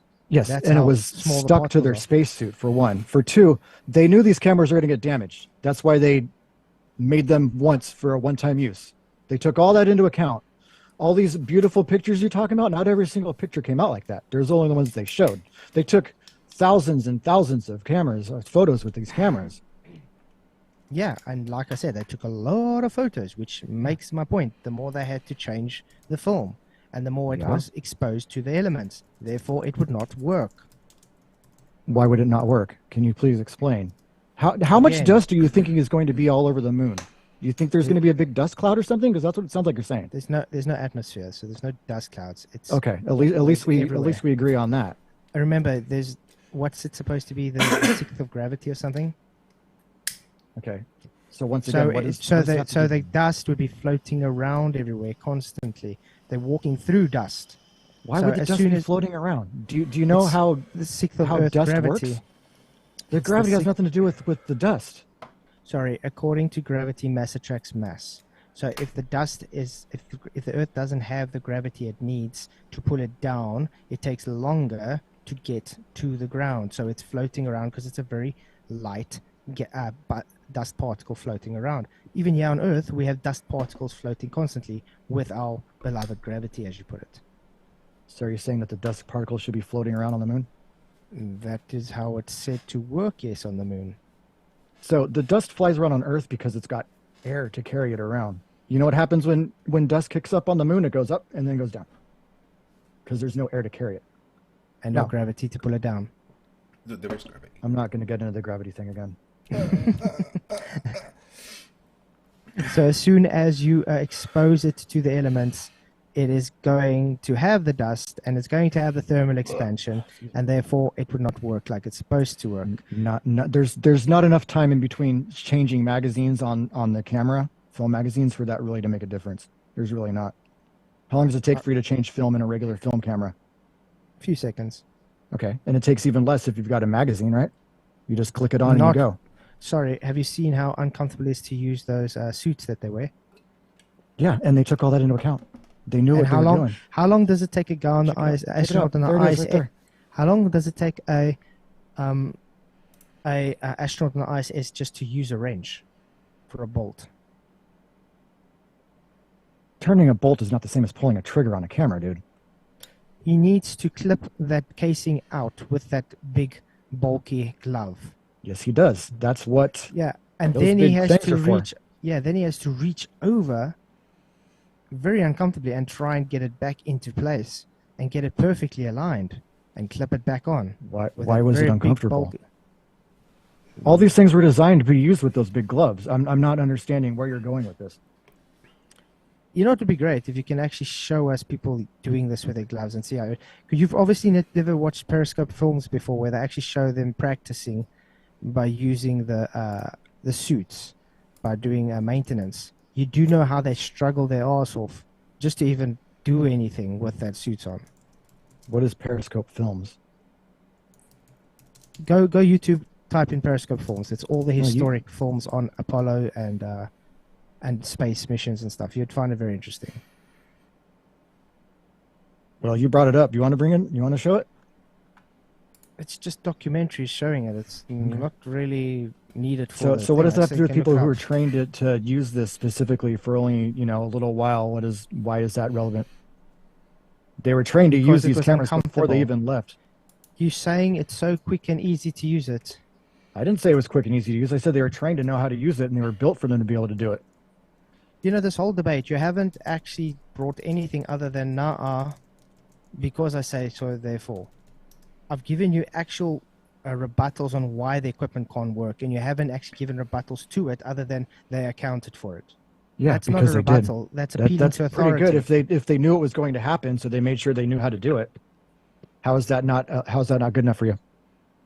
Because you're not rebutting anything, you're just appealing to authority and saying they accounted for it. But you can't tell me how they accounted for it. You see the big giant levers on their camera there, right? You see That's the big not films of accounting- big magazines, right? That's not accounting for thermal expansion, not accounting for all the dust, but not accounting for outgassing, not accounting for everything that needs to sit into place perfectly. Nothing they're- is rebutted there. You're They're just not saying, doing it to your satisfaction. no, There's a you were difference. just saying they did it. You're not saying how they did it. I'm showing you how they did it. No, you're not. No, you're not Saying- understanding it. Just by a saying, look, difference. they got a little lever there, doesn't Yeah. mean that's how they did What? it. Okay, That's it. so let me bring it up again because That's what she said. off the shelf camera. Look how small all that is I for don't- people with can you hands. s- I don't have a Again, screen share that on is not anywhere, the so- camera used. I am aware of that, dude. I'm telling you. Why are they you showing mod- it the whole time? That's not the As one a- they modified. They didn't even use that off the shelf to modify. You're using a total different model. So that Yes, I know. They use the EL. This is a CL 500. No, then I show the- know what then- difference you're making. Then show the EL, please, in stock form. Well, How's that? Okay, let's look up a Hasselblad EL 500, and I'll see what I can find. Shot. Let me find a different window.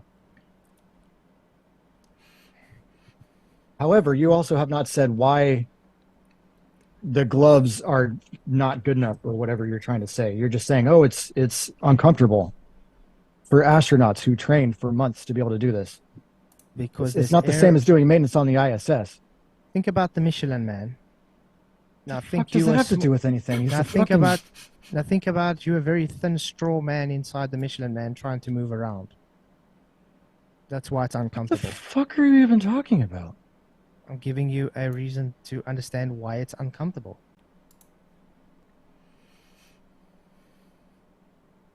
Okay, Hasselblad 5. Oh, hey, look, here's the one that shows the, what's it called? Here we go, 500 EL.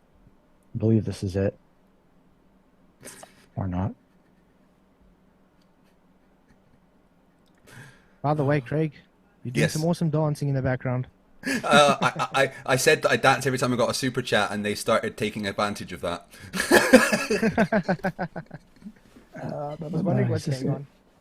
All right, here we go. Fuck, wrong button. Fuck, wrong button. Wrong button. Nuclear engineer's famous last words. Ha! Well, this is a newer one because it's got a 9-volt battery on it, but Wait, why don't I see that? What you're presenting? because I stopped screen sharing. So here's a Hasselblad 500 EL. Hmm. Look how What a tiny all that stuff is. Yeah, they had to change it. But now we're on the right track now. So now you can show, okay, how they modified, modified. So look at this little lensy here. Look at these little knobs here. That's the viewfinder, right? Mm-hmm. They changed that to the crosshair. All right. Like you said. They changed it to that. Yeah. And to that. Look at how big these levers are here now. Look at how big these levers are here now, so they can change. They actually welded them shut to stay in the same exposure and lens. They really didn't. Focus. There's even a picture right here that shows what to switch it to. Even the lens itself, when they removed that mirror, the viewfinder, they had to build a completely different lens so it actually fit inside the camera. Because otherwise the lens that came off the shelf wouldn't have worked. And can you explain to me if it's mounted on his chest with a viewfinder and you're inside that suit, There was no viewfinder. How are you going to look through the viewfinder? I mean the crosshair. They didn't. Look how he's looking at it. There you go. There's a good picture of it. Can't see anything. It's still seeing the Yeah, it's just still seeing the camera right now. Oh, yeah. Really? Yeah, Well, the shit. whole time. Hold on. Fuck. Well, it's hard for me to do. Blah, blah, blah. Hold on. Let me stop and then reshare. Yep. There we go. My screen share is loading. All right. Is it up there now? Yeah, there we go. Yes, there we go. All right. So this is Buzz Aldrin training with it. The crosshair came up like that, up over the camera itself here. So he just kind of held it to his shelf. I mean, there wasn't perfect. You couldn't really line up a shot. You just kind of guessed. That little trigger there, they took several shots in a row just by clicking that little trigger. So, I mean, the viewfinder is kind of like, I think it's about right here. And that's why they had the Rizzo plate, so they could use that in order to kind of judge what they were actually looking at once they developed the film after it came back. All the film was even looked at on the way back just to make sure there was no damage to it. They wanted to make sure that they had the right exposure. They did test shots too. Like, so once a magazine of film was put in, you know, they had to remove that dark slide, right? That's going to expose the first couple of. I didn't say backing plate. I said dark slide. The dark side is the backing plate, mate. Okay, whatever. So that's going to expose the first couple of frames, right? Well, then they took a couple of test frames, and then once they developed that film, they took the test frames and they used it kind of like to calibrate from that to make sure that the exposures they had were what they were trying to get. So, nice. And are you able to show them actually using this and getting the same type of photography perfection that they did? Or is it only possible that we got that on the moon? You can go to the NASA's website and look at every single lunar photo if you want. I'm not going to go through several thousand photos. I'm saying like he's testing the camera out now. Do we have actual photos where he tested the camera out? Did he get that to look as professional as he did from the moon? Or don't they have... you want training photos of his training photos? Is that what you're saying? No, he used the camera. So obviously there needs to be documentation that the camera worked when he practiced with it. Because he wasn't a professional photographer, so he had to practice with it. So there has to be documentation of these photos. Are there any photos of these? So you're saying that there needs to be photos of his practice photos. Is that what you're saying? Yeah, so we can compare it to the photos he supposedly took on the moon. Because if he can't get it right, that means he never went and took the photos. Clearly he got it right because there are photos. I'm not understanding what you're saying. You're saying because you don't have the photos that he took, therefore he didn't take photos? No. There's a difference between good photography and professional photography. Those on the I'm moon not claiming they're professional photographers at all. Those ones on the moon are considered professional photography because it's done in very great detail. So professional according to whom exactly? To everybody. Are you claiming that it doesn't look especially I didn't say it doesn't look professional. I think it's a great looking photo. That doesn't good looking photos does not equal professional. Perfect exposure, no blurring, everything's in focus. Brilliant. So professional. Okay. Now, if he trained with this camera, there should be actual photos before he went to the moon so we can compare it to see if he could have it in focus, have it without blurring, have it everything perfect as they said. Show us this. Well, unless you want me to start going through every... Excuse me. Can I answer your question? Because they had documents and they had things like in this situation, click to this f-stop. They had very specific settings on the camera that it even said, you know, it might even be on here. So like I said, so there would be actual documented photos that he practiced with. So we can see them and compare them to the moon photos. Because Why should there be? Maybe they said, all right, looks good. Like why do those photos need to exist for you? Because usually when people take photos and they claim it to be in such authentication that it looks professional, you would have doubts and saying, okay, then show us your other work. If he's not able to show us other work having exactly the same, how can I say, brilliancy, then it shows it being fake. That's how it works. Usually when you go to a photographer, you hire a photographer, you see their work first before they do photography for you. So you're saying that because we don't have that, they must not have taken photos. It's a great argument, don't you guys agree? Why would they need to publish training photos? So you can see that he didn't really take the photos on the moon, because if they did, it would show he didn't take those photos on the moon. It was professional photography done in studios. And your evidence of it being professionally done in a studio is what? Because they don't have training photos? I'm not understanding where you're going with this. He did not take photos to train with, to show you, listen here, I know how the camera works and I could get perfect photos. Usually if you're building up especially a custom photo camera for someone, you make sure it works. So you're saying that they needed... Sorry. So he's using the camera to test it, correct? So there's documentation that the camera is working like he says it's working. So you think that because they don't have photos of him testing it, that he must not have tested it? No. Like, where are you going with this? Why do they need to publicly? I've explained this many times. Photos. Why do they need to publicly release it? Because the contention here is he never went to the moon to take the photos because he is not a professional photographer to get the photographs claimed. So that means he would have to be able to replicate the brilliancy of the photos he took when he trained. Unfortunately, there's not one photograph in existence pre-hand to the so-called Apollo missions. Why would they need that? Why do you really think that 50 years ago they're going to think, oh, someone in 50 years from now is going to want to see our practice photos taken on Earth? Why would they need that? To declare, listen, yeah, the camera's working and is actually shown to be able to be incompetent using the camera. That's how it works. It's called logical thinking, mate. No, your logical thinking goes, they should have released these to the public during training. That's what it sounds like you're saying. Did they release all their training to the public? If someone goes and builds a new, let's say, mechanical, just say something mechanical, they're building something for the ship. They go and test it to make sure it actually does its job, what it's created for. So the camera, like you said, they heavily modified it. They had to make sure it actually works. So how it works, especially with big organizations, you have the documents going through different levels to make sure they can scrutinize it to see every part of it is perfect. They're going to make sure, okay, the exposure settings are set correct for him. The lens that we used is correct for him. There's no departures in the frame itself that making sure it clasps tight so we can have an actual photograph and it sits perfect. They have to test the modifications out. That's how it works. If they don't test it out, then it shows they did not use it. So let me make sure I'm hearing you correctly.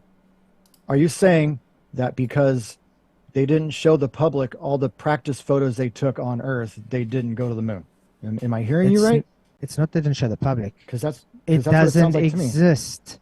It doesn't show they didn't show it to the public. It doesn't exist. There's a difference. Where is your evidence that it doesn't exist? Just because no one's seen it? Because there's no documentation for it, so it doesn't exist. Except for the settings being written on the camera itself. Then so here's something.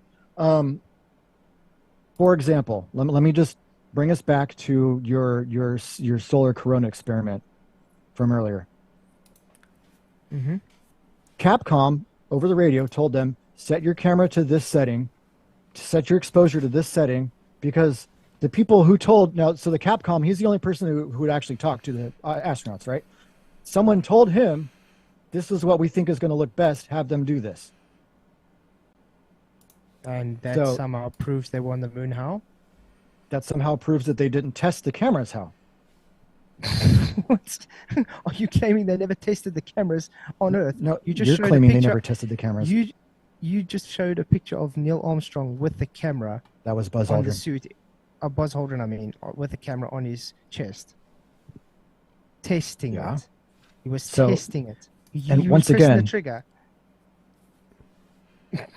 Yeah, and because we don't have those photos he took, therefore he didn't take photos. That's because- what I'm hearing you saying. Let's Am, put- am I, if they am I had- repeating Let's put it this correctly? way. Let's put it this way. If they had to release those photos, do you think it would have? Why the did they have same to release those photos? Do you think they would have the same competence as the ones they showed apparently done on the moon? You realize they don't show. I mean, you could go see every single photo that was taken if that's what you want. Is that what we're saying? Because the No. ones that are normally shown are like the best photos out of thousands. Okay, let me make it to another analogy. You're looking Your for analogy, someone yeah, to please, take- because your analogies take- right now aren't making any sense. makes sense to everybody but you then. I If you hiring disagree with you someone, with let's say you and your wife or girlfriend or whatever, you guys want to have a photo shoot done. So you're looking through a whole bunch of numbers of photographers. Now, half of them don't have any portfolio and half of them do. So you decide, you know what, I trust these people because I see a portfolio. They may look through the portfolio. Oh, this one looks nice. This one looks the best. And based on price range, fine. So you hire that person. Now the person comes and does the photo shoot for you, and you get the photos back, and it looks horrendous. It doesn't look anything like his portfolio. Now, would you say that portfolio was him taking, or did someone take it for him so he can just have false advertising? That's not the same thing. It's exactly the same thing. No, if you it's cannot not. compare, if They you cannot didn't hire photographers to go to the moon. I agree. That's what I'm saying. Those photos they took are professional photographs, mate. Even you can ask professional photographers today, they'll say how brilliant those photos are. Yeah, because a lot of smart people who knew how cameras work built the camera and said, for this setting, use this setting. It doesn't matter how smart a person is. Even if you tell the guy to just point that way and press a button, it's not going to come out. If you know anything about cameras, that's not how it works. So are we just going to gloss over the fact that the ones that we show most of the time are the best of the thousands of photos? Because, you know, you can throw a pile of shit at the wall. Most of it's not going to stick, but a little bit of it will. So Yeah, we're you saying can't- that we didn't throw the shit at the wall because only a little of it's sticking? Again, you can't actually provide evidence that they took those photos on the moon. But I, however, can tell you that because they are not testing it and showing documentation before they use it on the moon, therefore it invalidates that they did use it on the moon to get the claimed pictures they took. It really doesn't. You just are demanding something that they didn't think they needed to do 50 years ago. You're saying, well, there's no proof that they took the photos beforehand, therefore they didn't take photos. That's what I'm hearing you say. Yeah, Am I that's one hearing that argument. correctly or not? Yeah, it's quite a good argument that you don't have a rebuttal to. It's not really that good of an argument. You don't even have a rebuttal to it. So yeah, it's a brilliant argument. No, it's dumb. It's not dumb. If you create something and make sure it works, you test it first. If it's not tested, then how are you going to know it's going to work? So you're saying no evidence of testing, therefore no testy, therefore didn't use. That's what you're No, saying. they did test it. You Okay, brought up a so- photo of Buzz Aldrin testing it. Where is the documentation of those photos? So like I said, you want to have his test photos. You want them to release the test photos. Is that what go you're ahead. saying? That'd be great. So once again, you're saying because we can't see those test photos, he didn't take photos. That's what I'm hearing you say. Am I wrong? I'm telling you what's more logical. A guy that has never held a camera in his hand before, especially like a Hasselblad, that is heavily modified, that it will be difficult in a suit to use like he used it, to get the pictures he got in an environment that would place it impossible based on things like I've noted like expansion and the dust from the moon. The environment is too harsh for him to take those photos. We've even been through what happens to film with radiation and vacuum. Let's talk about the vacuum thing here real quick. How long do you think those cameras were in a vacuum? Because I think that experiment you're talking about has them in vacuum for quite a long time. You know what happens straight away, instantaneously. It starts It's having really not degassing. instantaneous. That's how entropy works, mate. Instantaneously, it has outgassing at a certain pressure change, and that pressure change in that vacuum isn't even close to what they supposedly have on the moon, mate. Not even close. Do you think it takes time to get to a vacuum on the moon all of a sudden, or is that vacuum always just present there?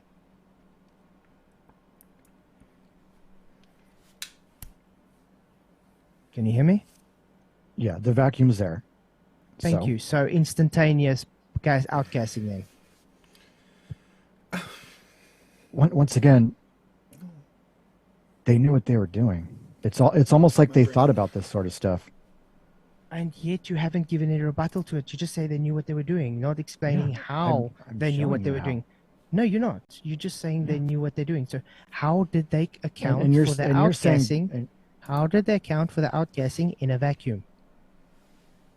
The camera or the film itself had a different emulsion. You can say it would boil away all you want, but it was And- different emulsion on the film itself, And made the poly- just for what?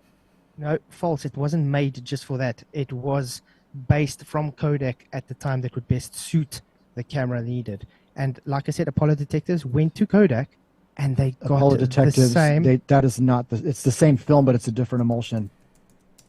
It's exactly the same. It's just the backing that's different. It was also a thinner film that they used. It's the so that same. they They even showed you the documentation that it's exactly the same. it's not exactly Everything's the the same. same. The only thing that's You keep saying different that. is the backing of the film. That's the The only film thing itself that's was different. also thinner. And that will not change the composition of the film in a vacuum.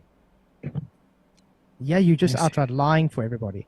I'm not lying. Yes. It's a Yes. different emulsion. Let me see if I can find it. Prove it. Prove it. Prove it's a different emulsion. Go ahead. Can you prove that they were exactly the same? You're the one who brought it up. Yeah, he's got documentations of it.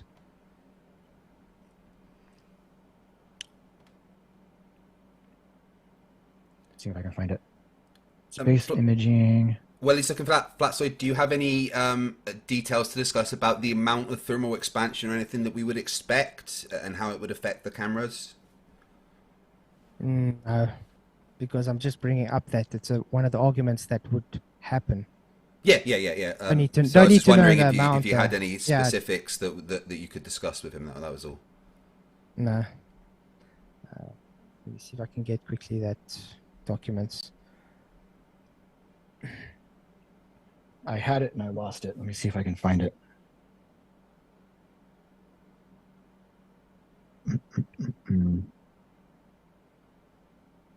I think I'm gonna get it now. There we go. Can I show Oh, my here we go.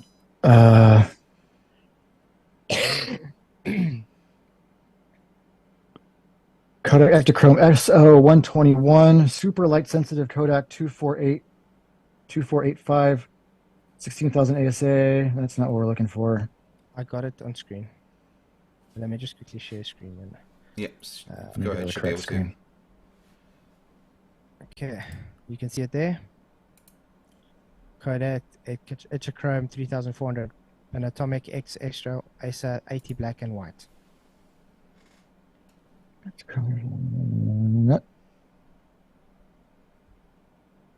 That's what they used for the Apollo. Okay, you can see that. That's from your Lunar Detectives video, isn't it? Yep. You said you wanted me to get you it, so I'm showing it to you. It really wants to load. I want to get where they. There we go. I think this is where they used it. There. So I'm type. looking at something else here. Let me see if I can.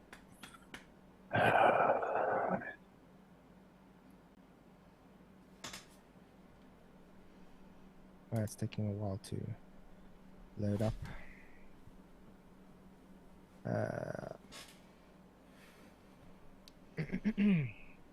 Anyway, you still raving there, Craig?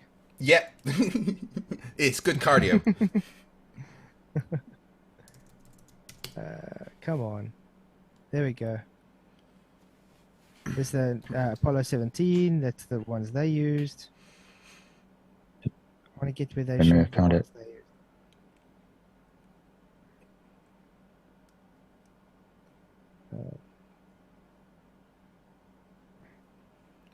Yeah, there we go. Using the same ones. Okay.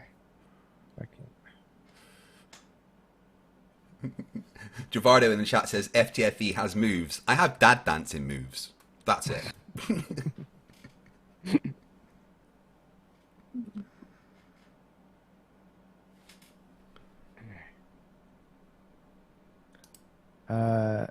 Have you found it, Craven? Possibly. Let me see if this is what exactly we're looking for. Frigid point. This may not be what I'm looking for, but I do have something that I was reading. No. We're looking at yours, or we're looking at mine? Well, you go ahead, Craven, and then Flatzoid can present what if he's got something. All right. This may or may not be exactly what I'm looking for, but this is let's see, Apollo 8. Modifications camera. We already talked about the modifications to the camera.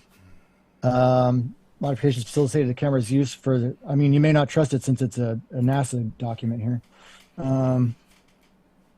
Modifications facilitated the camera's use by the crew, which we talked about for a while. Each film magazine would typically yield 160 and 200 black and white, 160 color, 200 black and white on special film. Kodak was asked by NASA to develop thin new films with special emulsions. We don't care about Apollo 8. Panasonic X fine grained 80 ASA black and white, 2 Kodak Ektachrome SO168, one with Kodak Ektachrome SO121, and one with super light sensitive Kodak 2485 16,000 ASA. That's Apollo 8. Let me see what else we got here. Motion picture cameras. Film normally wanted static. Yeah, I already talked about that. Okay, so we've talked quite a lot about the cameras and stuff. So Flatzoid, to try and steelman you here, is it right that your main claim is that you just don't think the cameras that they took could have worked in those conditions, right? Yeah, the equipment wouldn't be able to work in those conditions, and the claimed photos that they took, based on their knowledge on photography, would kind of be next to impossible if they can't be able to replicate it in a much easier environment like Earth. Then yeah, it's definitely not plausible in the environment they claim to take it. Okay. Craven, do you have like a final kind of rebuttal to that? Maybe we can move on to one more subject before we need to shut down. I know it's getting a bit late for Flatzoid. How much longer do you guys have saying left? The same thing here. Yeah. How much longer do you guys have left? I can go for another little bit. Not much longer. I do got to get my kid from school here in about 20 minutes Okay. or so. Maybe we Craven, then. Yeah, Maybe Craven, closing just statements. yeah. Well, Craven, why don't you just give like your final kind of thoughts on the camera situation, and then maybe you can pick one more discussion. Then we do for closing thoughts and stuff while I'm dancing. Yeah, yeah, because he only has 20 minutes. So yeah. Yeah. Final thing on the cameras, I guess is, the cameras, they knew they were going into a vacuum. They removed the things that would have made it bad for a vacuum, including using special film that would make that static go away. That would be useful. That usually would help in a non-vacuum environment. So the cameras were modified. Yes, they were professional photographers. They were astronauts.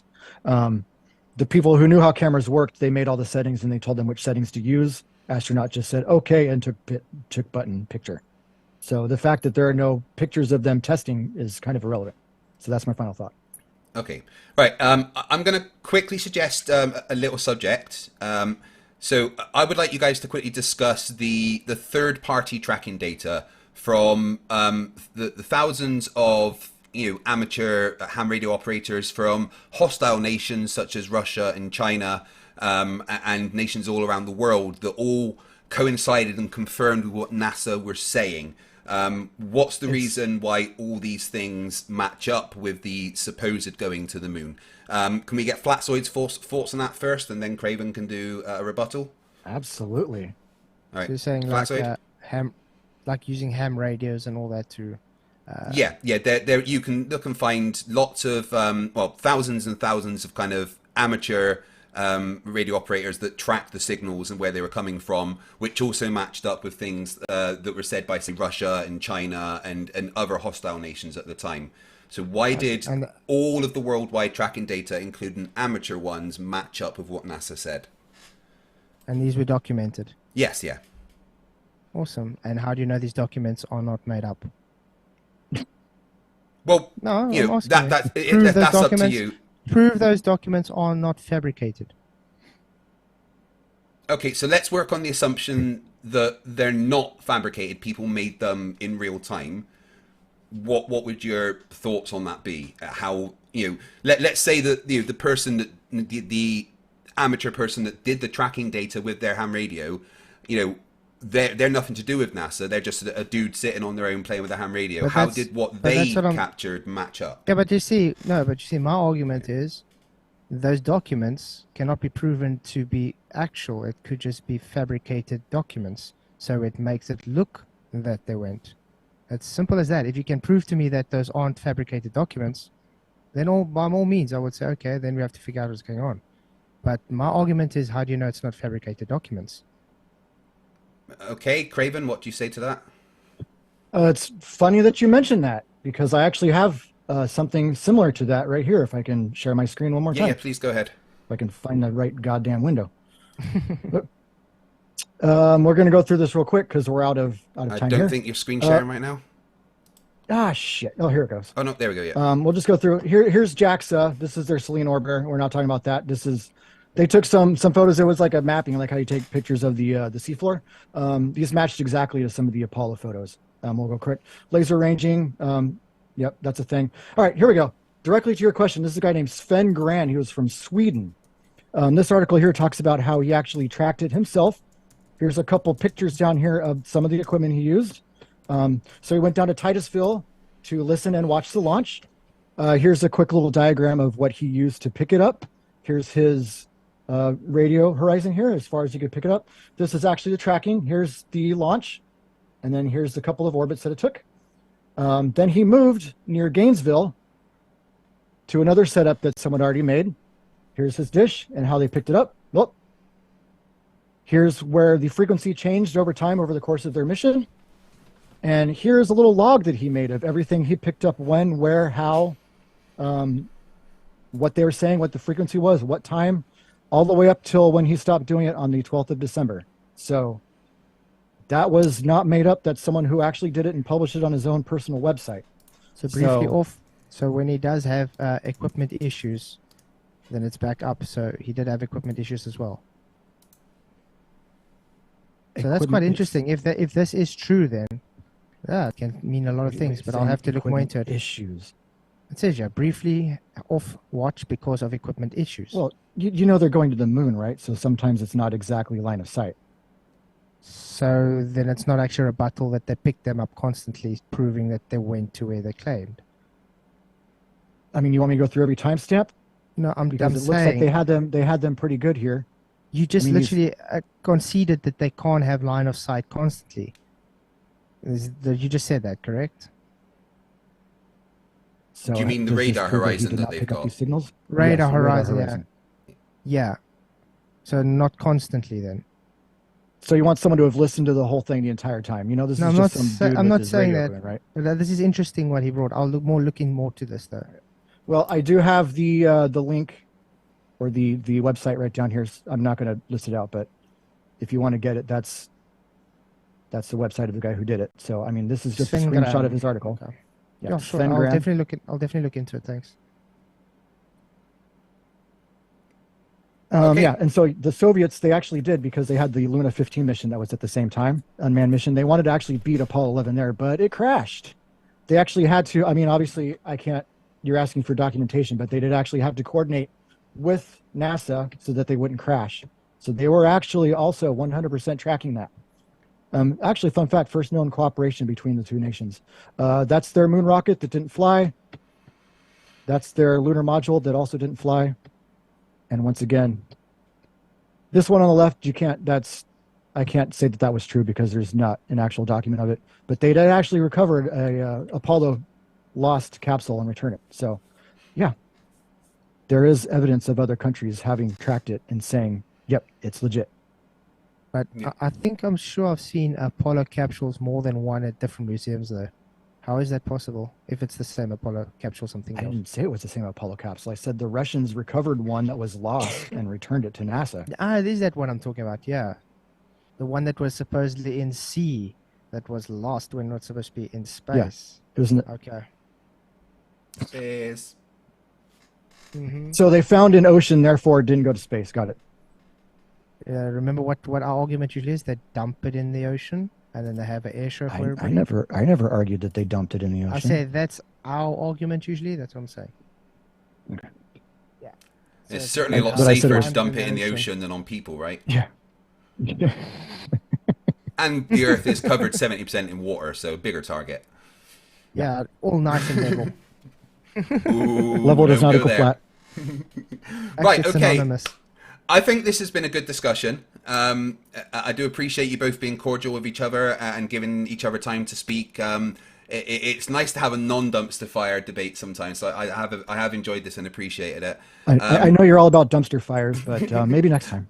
Well, I I'm have to debating sound Flatzoid on proud, Monday. right? We'll see how that goes, eh? Well, if, Yeah, if and you want me to jump in and I'm available, sure. Well, I have to keep say, it I have to say, I'm proud of you tonight, Craig. You really did behave yourself. I'm trying to show that I can in the situations where it's required. Flatzoid, how about first? Do you have any questions from your chat for Craven? No, I don't think they have any. Do you guys have any chats for Craven? While I'm waiting for chats for Craven, you can give me from your side. It's fine. All right, let me just quickly have a look if there's any specific questions for you.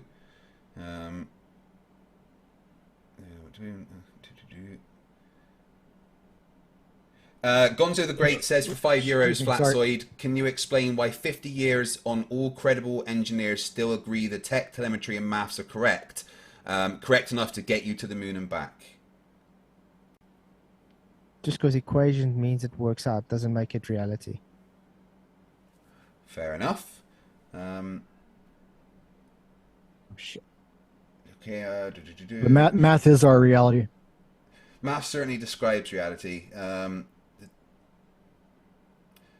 Icy Spin for $4.99 says a spacesuit costs $100 million today. Flatzoid, is that a fake valuation? Why would NASA spend that kind of money for a hoax? How much money they make out of this hoax? None. know, It's all a government agency. Yeah, it's all about controlling the minds of the masses. What do they do with the money? Do you just like throw a bunch of parties with hookers and blow? Because that sounds cool. Well, we're watching your party, so it's going to your party apparently. Flatzoid. I think that's just a statement rather than a question. Okay. Gonzo the Great for €5 says Flatzoid pressure at container. Where I live, it's 120 millibars lower pressure than the coast 2 kilometers away. Why is this? That is a physical demonstration, and a physical demonstration is my ears popping when I drive home. Gas behavior. It's in the same system, by the way. Okay, but would you not agree that there is a layer of pressure that does not have a container around it? It's the same system. You have a pressure gradient in the same system. It doesn't mean it's no containment. It just means there's a pressure gradient in a contained system. Okay, I'm going to bring up more of this on Monday. Don't worry, don't worry. Cool. RS for $50 Donkey Kong says, I want to ask something. Why is this conspiracy even existing, and who pays for it? And yeah, so who? I think they're asking who pays the people to lie. I don't know. That's just speculation. Who pays for it? Because I mean, I've been told so many times that I'm a shill that gets paid, and I'd really like a number for payroll because I'm pretty sure I'm owed a large check at this point. Oh, so it's not just you that's called a shill. Okay, I'm glad it's not me. Because I I'll also pay get you in called blowjob. Shell. No. Now. So then that's a no. My wife said no, sorry. Ah, dang. Well, I mean, JS if she Tiger wants to watch, $5 says Flatzoid, why do training photos need to be made publicly available? So we can scrutinize to see if they actually took the photos claimed on the moon. Okay. Because they're too perfect for non-professional photographers. Watchmaker for $2 says Flatzoid, they used watches that needed oil, and the watches worked. They didn't go to where they claimed to go, so it didn't work. There we go. Right, I think that's all the questions for you. Right, so everyone knows, on Monday, Flatzoid and I are going to be doing a debate, and we're going to try and make it a regular thing where Flatzoid and I can talk, and then people in Flatzoid's chat and people in our chat can come onto the call and have debates with each other. I think that would be quite fun to do on a Monday evening. You looking forward to that, Flatzoid? Yeah, I think it's going to be fun. Yeah, absolutely. At least we can have understandings with each other. Yeah. We And get you know heated when I call you a sometimes, fucking idiot, I mean it in the nicest way, don't you? but likewise. New one come in just for you quickly, Flatzoid. LBS for $550 Canadian says Flatzoid, what about the laser reflectors that were left on the moon? Weird how they could pick up same reflectors before they even landed on the moon.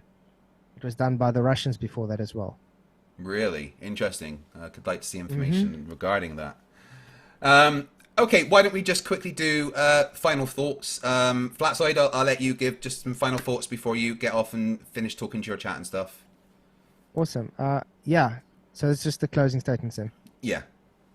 Okay. Well, I just want my closing statement is just thanks, Craven. I enjoyed the chat, the debate. I think we had a nice cordial debate, and I'd love to debate you again sometime. Thank you, Craig, for behaving yourself. And I just want to point out, you see, guys, it's always hand wave dismissals and not actually showing anything to prove what the debate is about. Did they really go to the moon? Simply, we got, no, I hand wave your thermodynamics, and they just had clever people, so therefore the equipment will work. And well, a lot of people did it, so therefore, true. That's my statement. Thanks. Well, thank you very much, Flatzoid. Craven, final thoughts? Yeah. Also, I do want to say thanks to Flatzoid, and yeah, it was fun. Thank you, FTFE, for hosting this, and yeah, maybe we can do it again because I enjoyed myself. And to your last point, you know, just because a lot of really smart people did something doesn't mean, because if you don't understand it, it's not true. I want to say one other thing though, real quick. I want to share a picture if I can. Yep, please. This is Neil Armstrong. Right after he ended his EVA. Neil Armstrong was kind of a shy guy, real reserved. If you watch videos or photos of anything of him any other time, he doesn't look like this. Does this look like the photo of someone who just pulled off the biggest host in history, or a guy who just got off the fucking moon? Or it looks like someone was just threatened and he was crying about it and had to smile for the He looks camera. pretty happy to me, especially for having been up for Smile for the camera, bitch. And anyway, again, thank you, everybody. Thank you, Flatzoid. Thank you, FTFE. Thank you, chat, for watching. Thank you, Flatzoid's chat. One last thing I want to say, and this is completely irrelevant, but thank your trash collectors. They really do an amazing job, and they never get the thanks they need. Especially during the pandemic, our healthcare providers did so much for everybody, but no one really considers people like the trash collectors. And think of where we would have been if our trash was getting picked up. So they do a really hard job, a really important job, but they don't get the recognition they deserve. So if you're outside and you see your trash collector coming by, just give them a wave and say thanks. They really appreciate it. That's it. Before their job's replaced by robots, of course. Hey, Flatzoid, just before you go, one quick question. Would you, if someone asked you to, swear on the Quran? No, because I don't believe in the Quran. I swear on the Bible. That would be blasphemy. Okay, so... Because the thing is, if I have to swear on the Quran, it would be me saying, I believe Allah to be true. Allah's not true, so I can't swear on the Quran. So what if someone didn't believe on the Bible? Should they swear on the Bible? Well, if you're an atheist, you don't have a belief, so to you it's a totally different story. Your morals are not bound by a God that you have to keep to morality on. So what you're saying is an atheist can swear on anything and should do if they're asked. Yeah, because think about it. An atheist has no condemnation by, as you could say, claiming to be something, to be truth or not. Whereas us, we have a standard. We can only pray to God. So if I'm going to go and put my hand on the Quran, I am therefore now saying my God is not God. The Quran's God is God. And that's why I can't do it. Interesting. Yeah. Also, Professor Philip Bell does want to talk with you on thermodynamics so that we can arrange that for one of the Monday debates. That should be fun. Try that. Yeah. Thank you, both of you, very much. And we'll speak to you soon. I'm going to end the call now and do my super chats. So, Craven, Flatzoid, thank you very much. And speak to you both soon. Sure. Thanks, man. Thank you. Thank you both. And Cheers. we'll see you next time. Yeah. Bye. Cheers. Well, I thought that was fun. Wow, did Flatzoid say a lot of dumb things. The thermodynamics one is always fantastic, isn't it? Because it's just the base misunderstanding of flat earthers. And the answer is simply gravity. And we can empirically prove that gravity exists. We can use science to demonstrate and give evidence that it exists. We can mathematically prove it exists. We can make predictions based on our knowledge of gravity. And gravity is the answer to the question. So I'm going to broach that more with him on Monday. Tomorrow night, I've got a good one for you. Flat Earth Aussie Jesus wants another pop at me, and we'll be coming on to discuss the flat Earth, the lack of globe Earth evidence, which is his main claim that the flat Earth exists. So if you like facepalm injuries and stroke-inducing conversations with morons, please come and watch me tomorrow debate Flat Earth Jesus. Yeah, I know, Colin. I totally agree.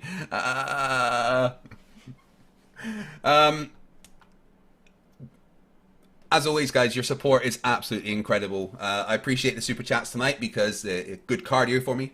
I don't know if you've noticed, but I have lost a lot of weight. I have been working quite hard on making my body better. The little heart oopsie I had recently scared the bejesus out of me, and I no longer want my heart to fail.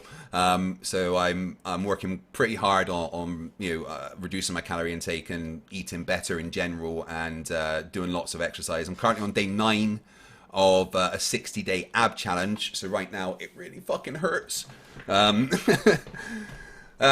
thank you all for being here. It really does mean the world, and as always, the support is incredible, and you don't need to super chat me. Just you being here is enough. But when thank you.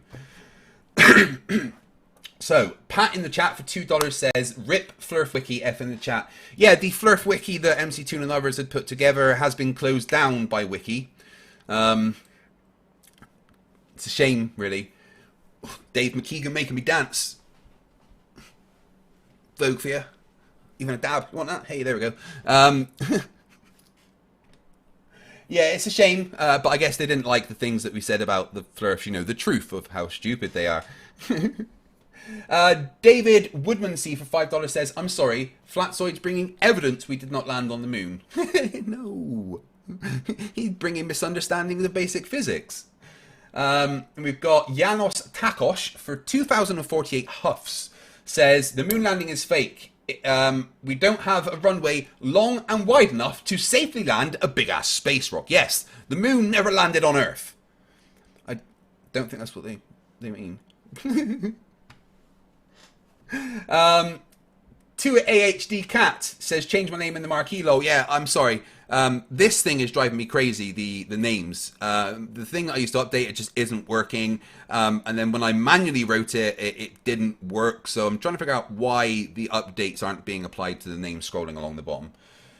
A dumbass flat earther gives me $2. No one cares what he said, so I am going to remove it. Tau Software for $10 says, "Just showing my support," and thank you very much. It means the world to me. And big dabs, multiple dabs for this one because that's a €50. Woo! This is the best my dancing gets, by the way. You know, can you imagine my wife at our wedding? We had to do a first dance together, and I've got 7 left feet. Well, actually, barely even that.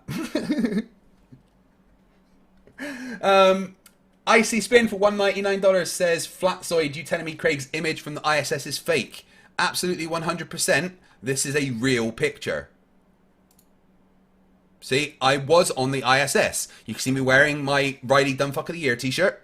You know, I'm in space, clearly on the ISS. It is just as real as this picture of Commander Dave in charge of the USS Enterprise NCC 1701D. Lol. And more dabbing. Stringer News 1 for $5 says, if a tree falls in the forest and nobody sees it fall, then it never happened, Flatzoid. That's faulty logic. Absolutely. Frisbee. One of my cats down there. Icy Spin for $1.99 says, if they never went to the moon, where did they go? Just for a wee jolly down the road. Got a bit drunk. You know, had a laugh, and then, oh shit, we've got to get there for the photo shoot. Off we go, lads. That's why they look so tired, because they were all pissed. Gonzo the Great, we read that one, thank you very much. Sarah Jones for $2 laughs a lot at Flatzoid because he says chemicals don't work in a vacuum. Yeah. All liquids boil in a vacuum. Get out. Where are we? Turing Test for £10 says, this should get you dad dancing like Larry and Paul. Yes, thank you very much.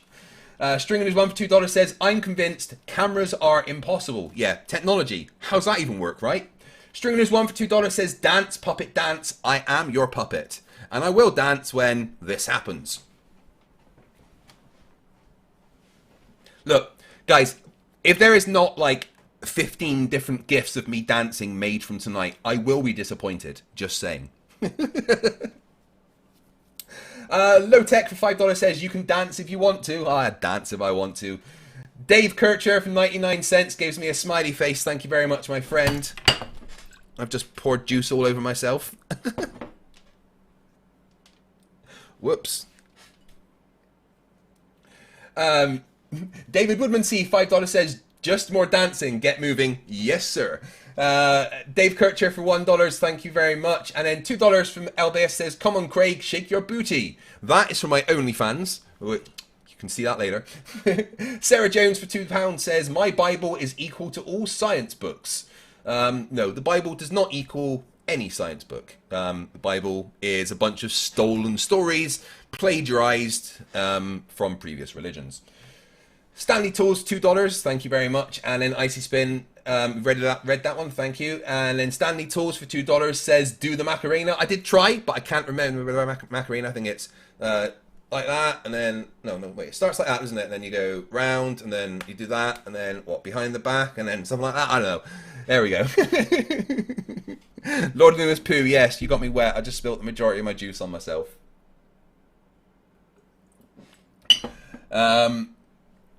Stanley Tools, another $2, thank you. And then LBS for $2 Canadian says, Flatzoid embarrassing himself in front of the world. That's what Flerfs do. Your pal Al, member for 1 month, says, when will Flerfs learn what thermo in thermodynamics means? When will Flerfs learn? You could have finished the sentence there, and the answer is never.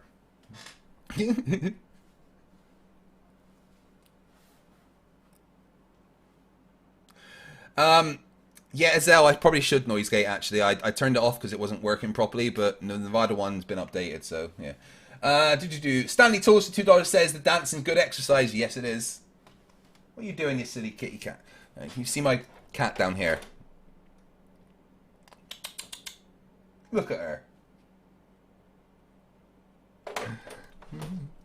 Excuse the pile of clean laundry as well. That's to be folded. Gonzo the Great, we've read that one. Thank you very much. Adrenochrome Slurper for €2. Thank you very much. And then RS, 50 Donkey Kong dollars. We read that one. Thank you. Matt Weston for £2 says, it's not plastic, it's Bakelite. Not sure what that's in reference to, but thank you very much.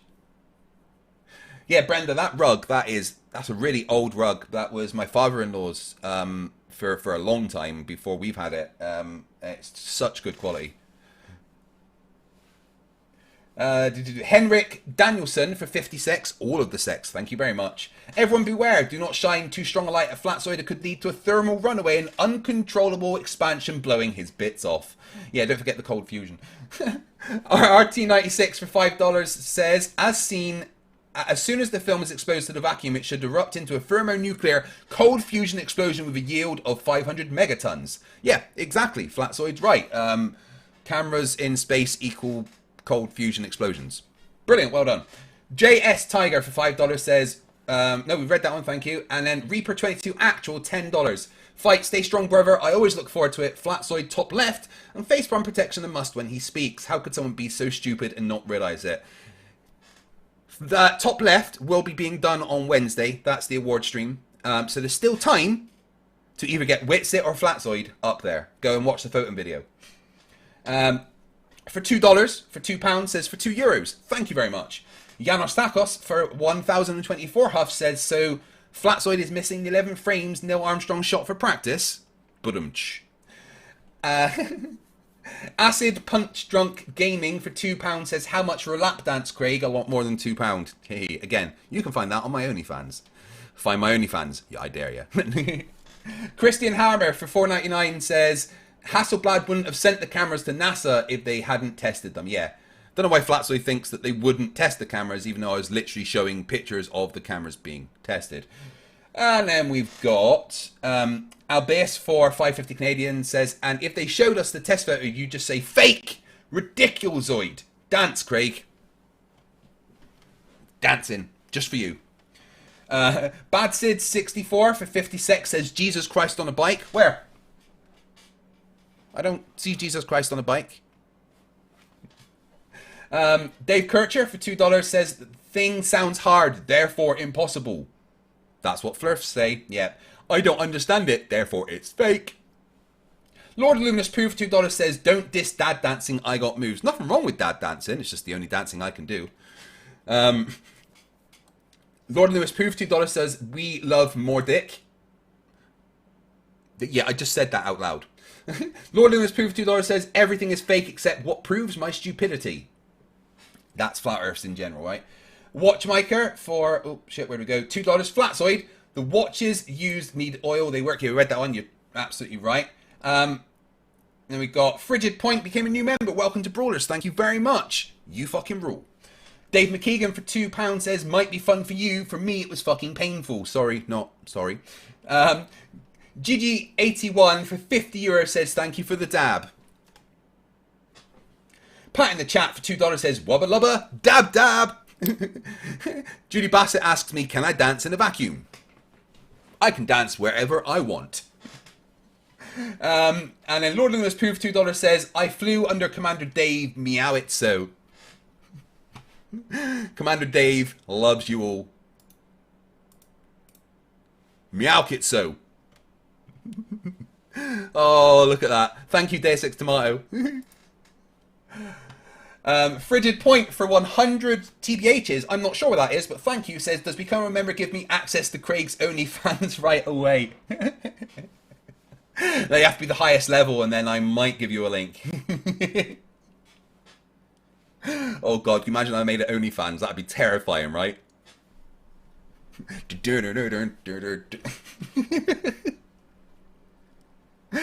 Oh, guys, I've had a lot of fun tonight. Thank you very, very much. I'll be back tomorrow night at midnight time UK to debate dumbass that thinks he's Jesus.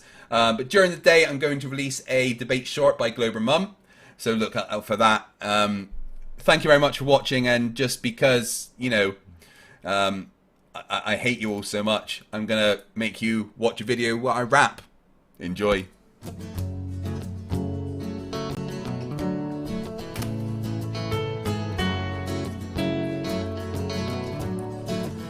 Can we pretend that airplanes in the night sky are like shooting stars? Should be wishing for a brain right now, brain right now, brain right now. Good morning. morning. These words come with a storm warning. Better batten down the hatches, grab some matches and brace yourself for a long day of misery. YouTube has given me the power to reach up into the sky and show you all that we live on the ball. I bring you science that's comprehensible. Your view is indefensible. You're reprehensible. No one is too sensible. When I was young, I never thought I would be here to see this. A pile of random nonsense dressed up as bullshit. Your ignorance will be the death of us all, like running head first full speed into a wall. You could always read a book, buy a telescope, set it up and take a photo of the moon, or just be a buffoon. I send you in a balloon up to the stratosphere, page 3. You're a few fries short of a happy meal. You're dumber than a box of hair. The wheel's spinning but the hamster's dead, and you're as smart as bait. You forgot to pay your brain bill. You're missing a few buttons on the remote control. 24 cents short of a quarter. You're surfing in Nebraska. You're as bright as Alaska in December, and you fell out of your family tree. You don't have all the cornflakes in one box. You got an IQ of 2 and it takes 3 to grunt.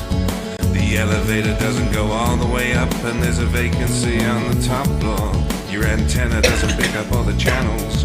You're several nuts short of a You're Mr. fruitcake. Sensible, calm down, don't go too hard. You don't need to ask like burying Flerfs in your backyard. You're a man of science, poise and grace. Mage 2 did everything to wipe the grins off the face.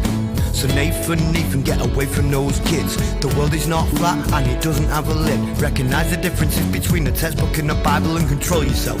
Lay off your slander and your lies. You're a bunch of knobs poisoning the well of the youth, spreading lies that you like to claim as knowledge and truth. Stop spreading fresh bullshit like the butter on your bread. Maybe your musical assault knock some sense into your head. I hope one day you'll hear these lyrics and smile, and you realise you used to be a 40-year-old child. Now it's time to wake up, open your eyes and see, and acknowledge the existence of. You're a few clowns short of a circus. Your phone is off the hook. Your sewing machine is out of thread. You're all foam and no beer. You don't have all your dogs on one leash. An intellect rivaled only by garden tools.